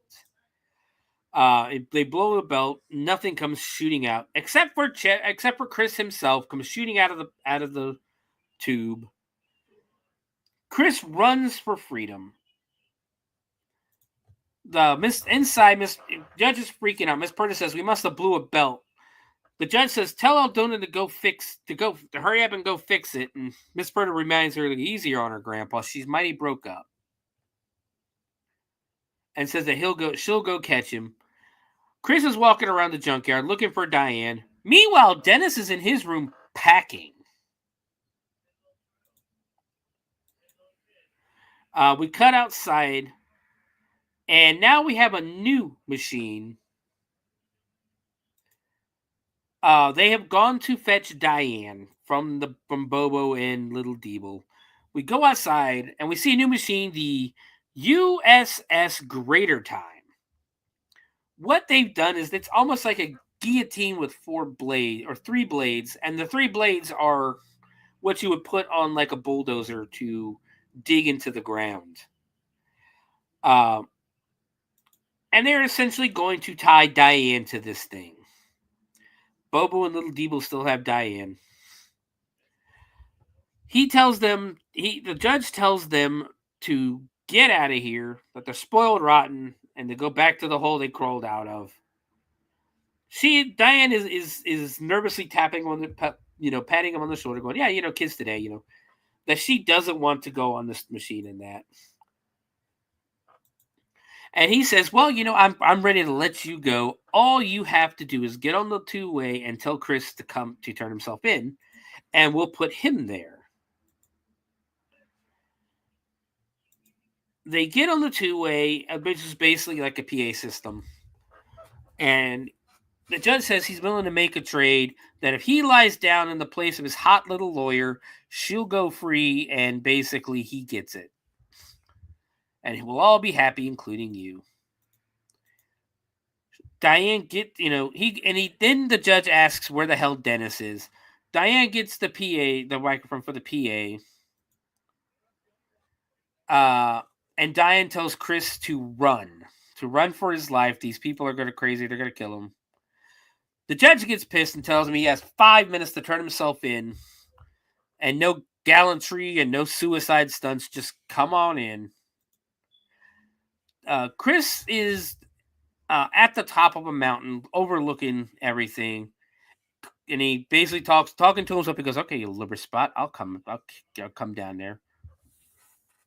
Aldona wants to kill somebody. So she sits and watches as Bobo and Little Deeble are tying Diane to the pallets that are basically right underneath the blades. And she's screaming, "I've changed my mind. You should consider some help, some therapy," to the judge in that. She says you should consider some help and some therapy, and Bobo goes, "He won't go." The judge is still calling for Chris. Chris is on a tower of abandoned buses looking down. He sees that they're tying her up, and I guess he's getting an idea. The judge is saying, "Come on now, banker. What's wrong with this little girl? Why won't you come help her?" And he starts counting down. Diane starts yelling, "Chris, I really didn't mean for you to save yourself. Get your ass down here and save me." And they're counting down. Chris takes a piece, I think his jacket, puts it in a barrel and pushes it towards a bunch of other barrels, and causes, right as the judge hits one, causes a giant explosion, throwing everybody down, knocking everybody down. Chris runs over and starts untying Diane and pulls her out of the way just as the blades were coming down. They go running. Eldona can't catch them. The judge is shooting at them. Bobo and Little Debo, and he asks who the other two were, and Diane tells him, Bobo and Little Debo, they're not allowed in the house. Bobo and Little Debo start driving a car with Miss Perda in it as they're chasing Diane and Chris. They end up finding Chris's car, Chris's Beamer. Diane says it won't start. Oh, wait. Oh, we're jumped ahead a little bit. They hear the train whistling. And because they get to the same spot that Falco and Ronaldo got to earlier, and they didn't jump in the water. They go running when they hear the train because they're going to go try to catch the train. She's yelling, Miss Perda is yelling at Bobo and Little Debo to drive the car, or Bobo's driving. Bobo to shut up and drive. They're climbing to the top of the embankment to catch the train. Once again, Miss Perda is shooting at him, and apparently I will say it over and over again. Apparently, she is a stormtrooper, secretly a stormtrooper, because she doesn't hit one shot. They're trying to flag down the train, but the train ain't gonna fucking stop because it's a train. The trains can't stop. They go running after it. Chris grabs onto the very last car of the train, grabs for Diane. She jumps. He catches. Pulls her onto the train. They climb up to the top as Miss Perda gets on top again and starts shooting and misses again. The train gets away. They decide they're going to go stop somewhere for help. As the train, flies, rails away, Bobo and Little Debo are crying and saying, "Bye, Diane." And they're crying for Diane. We cut to Diane and Chris, who are on top of the train sleeping, as it arrives in, I would assume, Trenton. Inside the police station, they've got a big master diagram of everything that's happened to them, and they're going through what happened, all that good stuff. They've gotten cleaned up a little bit, and they're with the Attorney General and some police, and they're just staring dumbfounded. And the Attorney General basically says, "Yeah, you're going to need to come with us for identification purposes." And Chris is like, "Wait a minute. The man removed his upper nose and upper teeth 3 inches in front of my face and started crooning Bing Crosby. I'd like to help out, but I'm pretty sure I could pick him out of a lineup."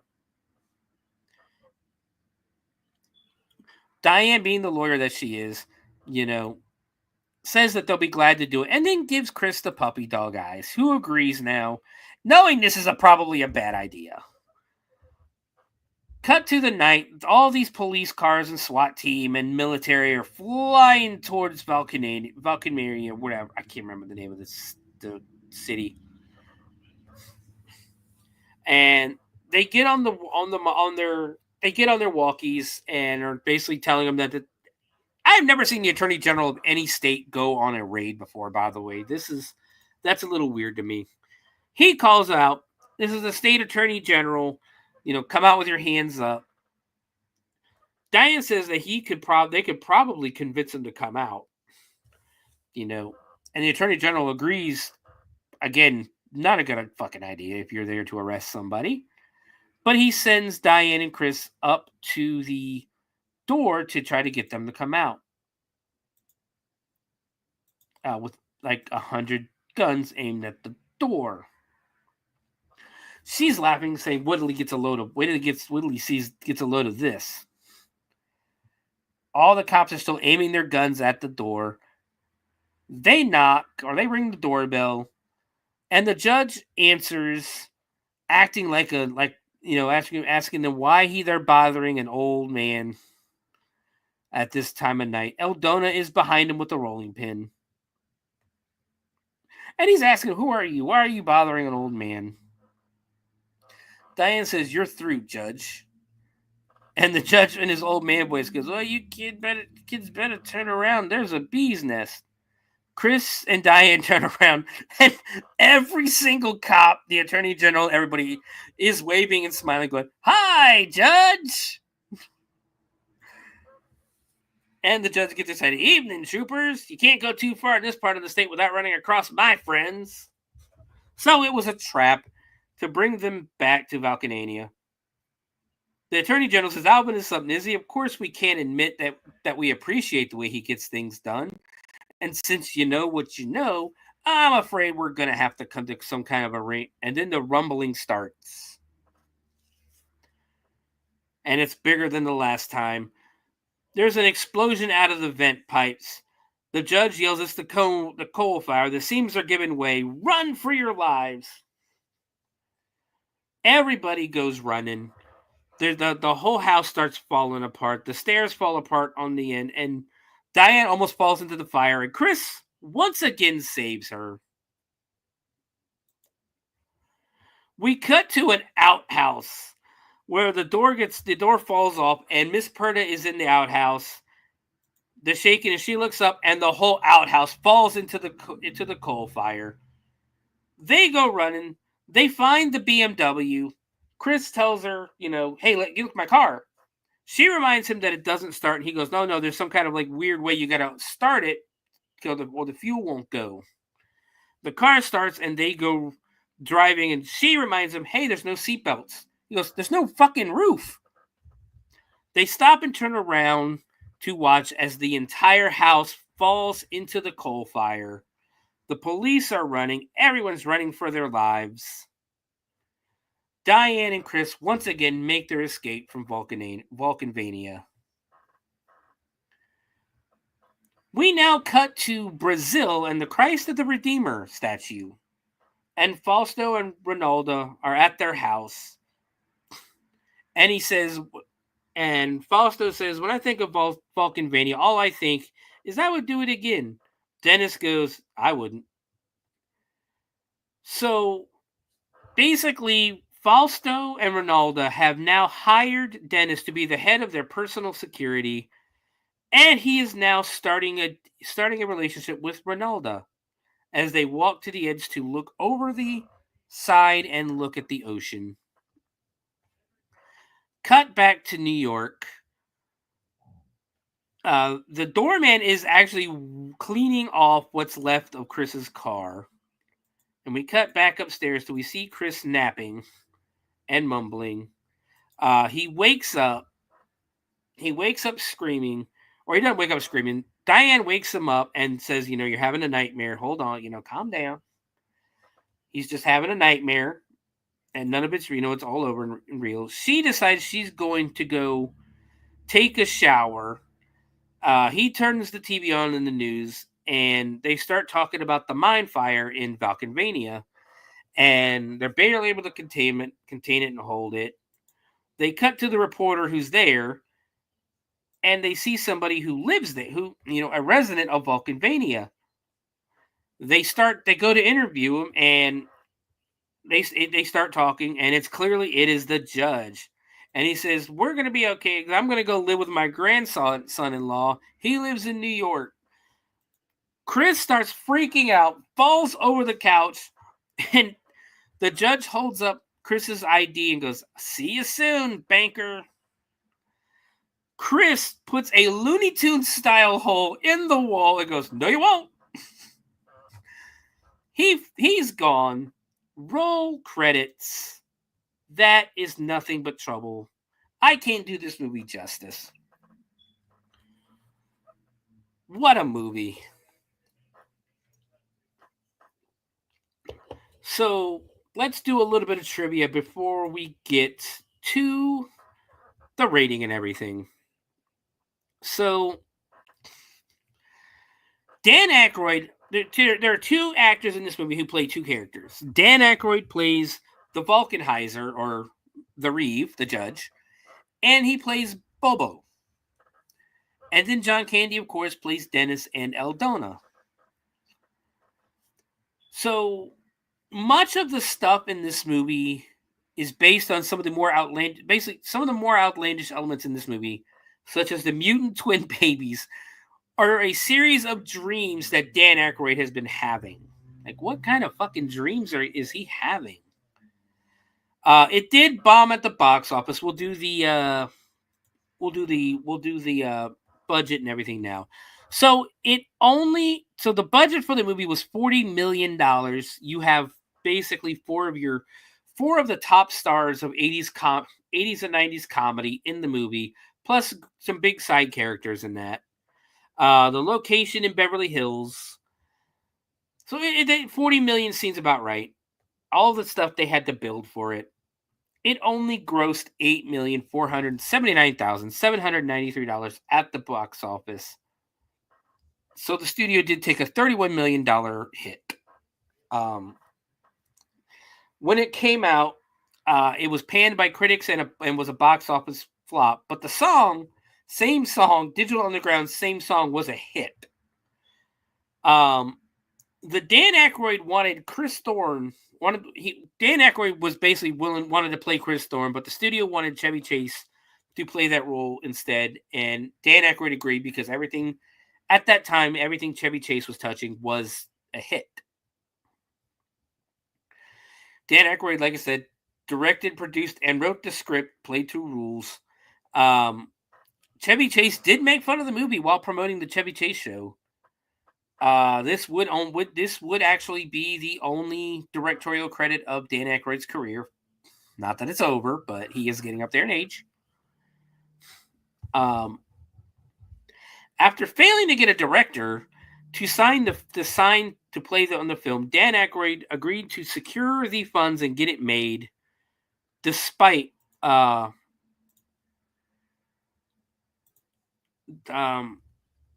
not wanting to direct it all. So he didn't want to direct this movie.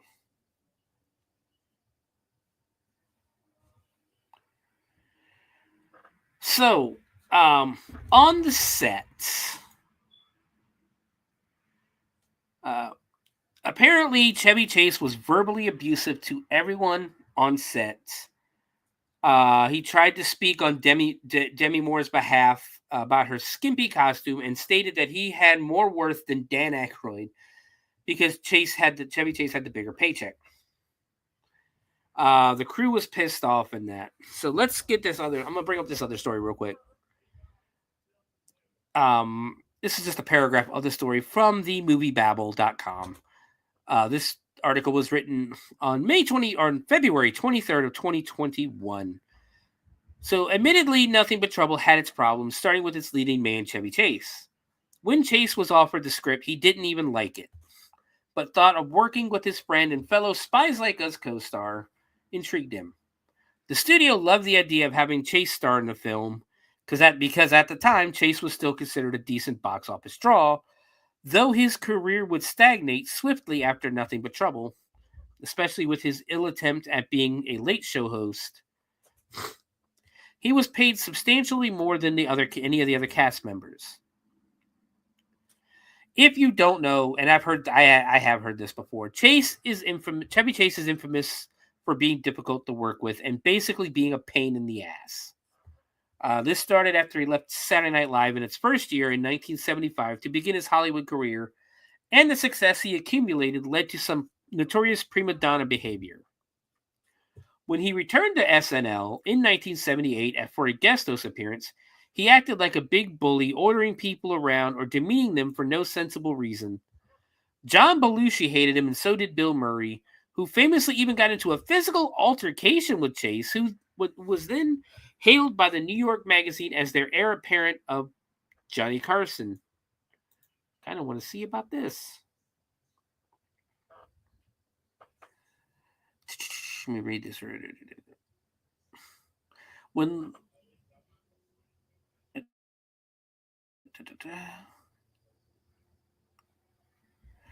So apparently, according to this person, this Nick DeSemlin, he released a book called Wild and Crazy Guys, How the Comedy Mavericks of 80s Changed Hollywood Forever. But according to the author, the pair equally disliked one another and were extremely competitive in their early careers. When Chase left, Murray became a rising star in SNL and seemed to replace him. But Chevy Chase returned to guest host off his fresh stardom that things didn't go too well between them, and different witnesses have different versions of the story. Director Jonathan Landis, who witnessed the fight, told DeSemlin it was a huge altercation. They were big guys really going at it, slapping at each other, screaming at each other, calling each other terrible names. The best insult, which made a huge impression on me, was by Bill. In the heat of the anger, he pointed at Chevy and yelled, "Medium talent." What Murray told DeSemlin was a little different, though, and he told his version of the story in typical Murray fashion. It was really a Hollywood fight, a don't touch my face kind of thing. Chevy is a big man, and I'm not a small guy, and we were separated by my brother Brian, who comes up to my chest. So it was kind of a non-event. It was just significant. The significance of it. It was an Oedipal thing, a rupture, because we all felt mad he had left us, and somehow I was the appointed avenging angel who had to speak for everyone. When Chase was on SNL, his dry sense of humor and classic weekend update line, "I'm Chevy Chase and you're not," spurred him into fame, and all of a sudden he was a household name that New York Magazine called him the heir apparent to Johnny Carson at the time. So there's no doubt that when Chase walked onto the set of SNL to guest host, he thought he was going to be treated like a god. When Murray entered the show as a replacement to Chase, fans were not eager to laugh during any of his sketches, and he really had to fight to gain the approval of the audience that had rather have Chase come back. Eventually, he became loved just as much as Chase, so it was a sort of ex-king meets new king, which resulted in fists flying. Different accounts vary on who actually told Chase the cast hated him, but according to biography.com, it was Bill Murray himself. According to the other sources, it was John Belushi's brother Jim. Either way, it sparked a shouting match that went into the dress rehearsal. Murray commented on Chase's marital problems with then wife Jacqueline Carlin, saying, "Go fuck your wife, she needs it." Chase's response to compare Murray's face to a good landing space for Neil Armstrong. Then Chevy Chase challenged Bill Murray to a fight, and Murray went to punch Chase in the face. It wasn't until Caddyshack until the legends made peace. So, wow, I never knew about that. Apparently, there was a fight between Chevy Chase and Bill Murray on the set of SNL. That's pretty amazing. So, yeah, basically, according to Taylor Negron, Chase and Moore's working relationship was so bad. Demi Moore's relationship was so bad, it reminded Negron of his parents' abusive relationship, and the crew actually encouraged him to leave the set when not on camera for the sake of his mental health.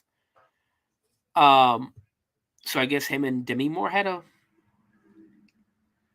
bad, basically it's not uncommon. It's not new news that Chevy Chase was really hard to work with. That he was kind of an asshole. So let's see if we can find. So I think that'll be it for the trivia in that. We've been running pretty long. Now we're gonna go ahead and call it right here. So basically, again, this is a movie I grew up watching. I loved this movie. It was great growing up, and it still holds up. I'll definitely give it 4 3/4 stars, if not 5. Honestly, I think this might be our first 5-star movie because, again, I love this movie. I love this movie. I love watching this movie. Again, I can't do it justice. You need to go watch this movie. It is definitely a go watch this movie as soon as you can. It is free on Plex, but I suggest going to YouTube because the ads are easily skippable on YouTube, and there's not as many as there were on Plex. Like, I was watching it on Plex, and it was almost like every 5 minutes ads would pop up, and then 6 ads, 30 seconds long. That ain't gonna do it for me. But yeah, I'll give it 5 stars. Again, the script is great, the comedy's there, the weird characters. It's great. I love it. So where can you find me? You can find me everywhere at the Bloody Binge Movie Podcast. on Facebook, on X. I'm on X, though it is under the Bloody Binge Movie Show. And on, YouTube. You can find it under the Bloody Binge Movie Podcast on YouTube, where you can find all of our past episodes. You can also, if you want to listen to the audio audio-only version of the show, anywhere that Spreaker uploads episodes, we will be there. We are on Spotify. We are on Apple Podcasts. We are on iHeartRadio Podcasts. We are everywhere that Spreaker uploads, which is pretty much everywhere. Not only that, you can find me on TikTok at Sewer Dweller. You can find me on Twitch at Sewer Dweller 78. I'm going to try to get a little more into Twitch going forward. I did just do an episode a couple of weeks ago playing a new game that is actually only the first part of the game. Cannot remember the title of the game, but it was an alien game. And it was pretty fun. So check that out. You'll always find me there playing Grand Theft Auto and other things. Hopefully I'm going to start getting a little more horror movie games than that, because that's, the theme of me. Also, in June, we are taking a trip down to Indianapolis, Indiana, for the Days of the Dead horror movie convention. It's got a great lineup. It's got a Friday the 13th reunion, and I do mean a reunion. It's got a lot of people from Friday the 13th, and a bunch of others. Art the Clown is going to be there. David Howard Thornton himself. And a bunch of other stars. Eli Roth, Ty West, just a bunch of people. Next week on the show, we are going to do Cocaine Cougar. It is a movie put out. Kind of like last week with Asylum. I don't think Asylum produced this one, though. But kind of like Asylum last week with Bikini Spring Break, trying to bank off the popularity of Spring Breakers. This movie is doing the same thing, except banking off the popularity of Cocaine Bear, which Cocaine Bear is awesome. So we're doing Cocaine Cougar next week. The week after that, WrestleMania weekend, Thursday night, we are going to be watching No Holds Barred to celebrate the weekend. After that, which I believe will be the 28th. No, wait, the 11th, the 18th, the 25th, maybe even the 24th. We will be doing our post 420 episode, and we are going to be watching Evil Bong. From there, in May, the first week of May, we are I can't remember. Hold on. Why is my mind drawing a blank right now?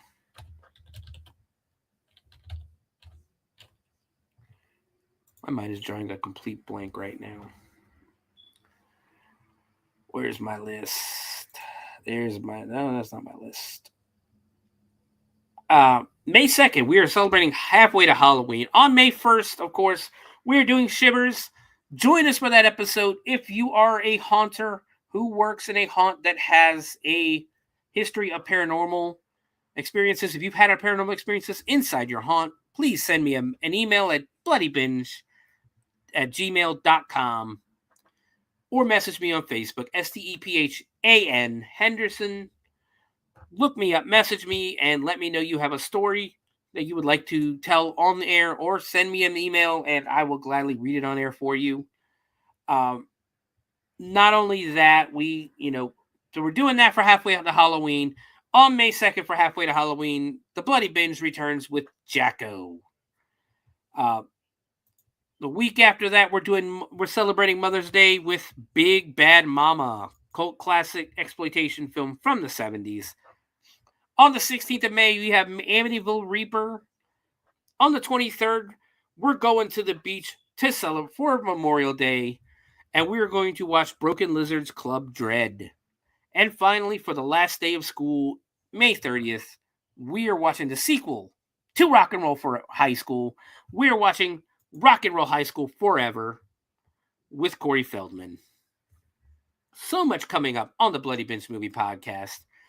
Tune in Monday, of course, 9 o'clock for Uncle Necro's Tomb of the Terrible, where they will also be talking about horror movies.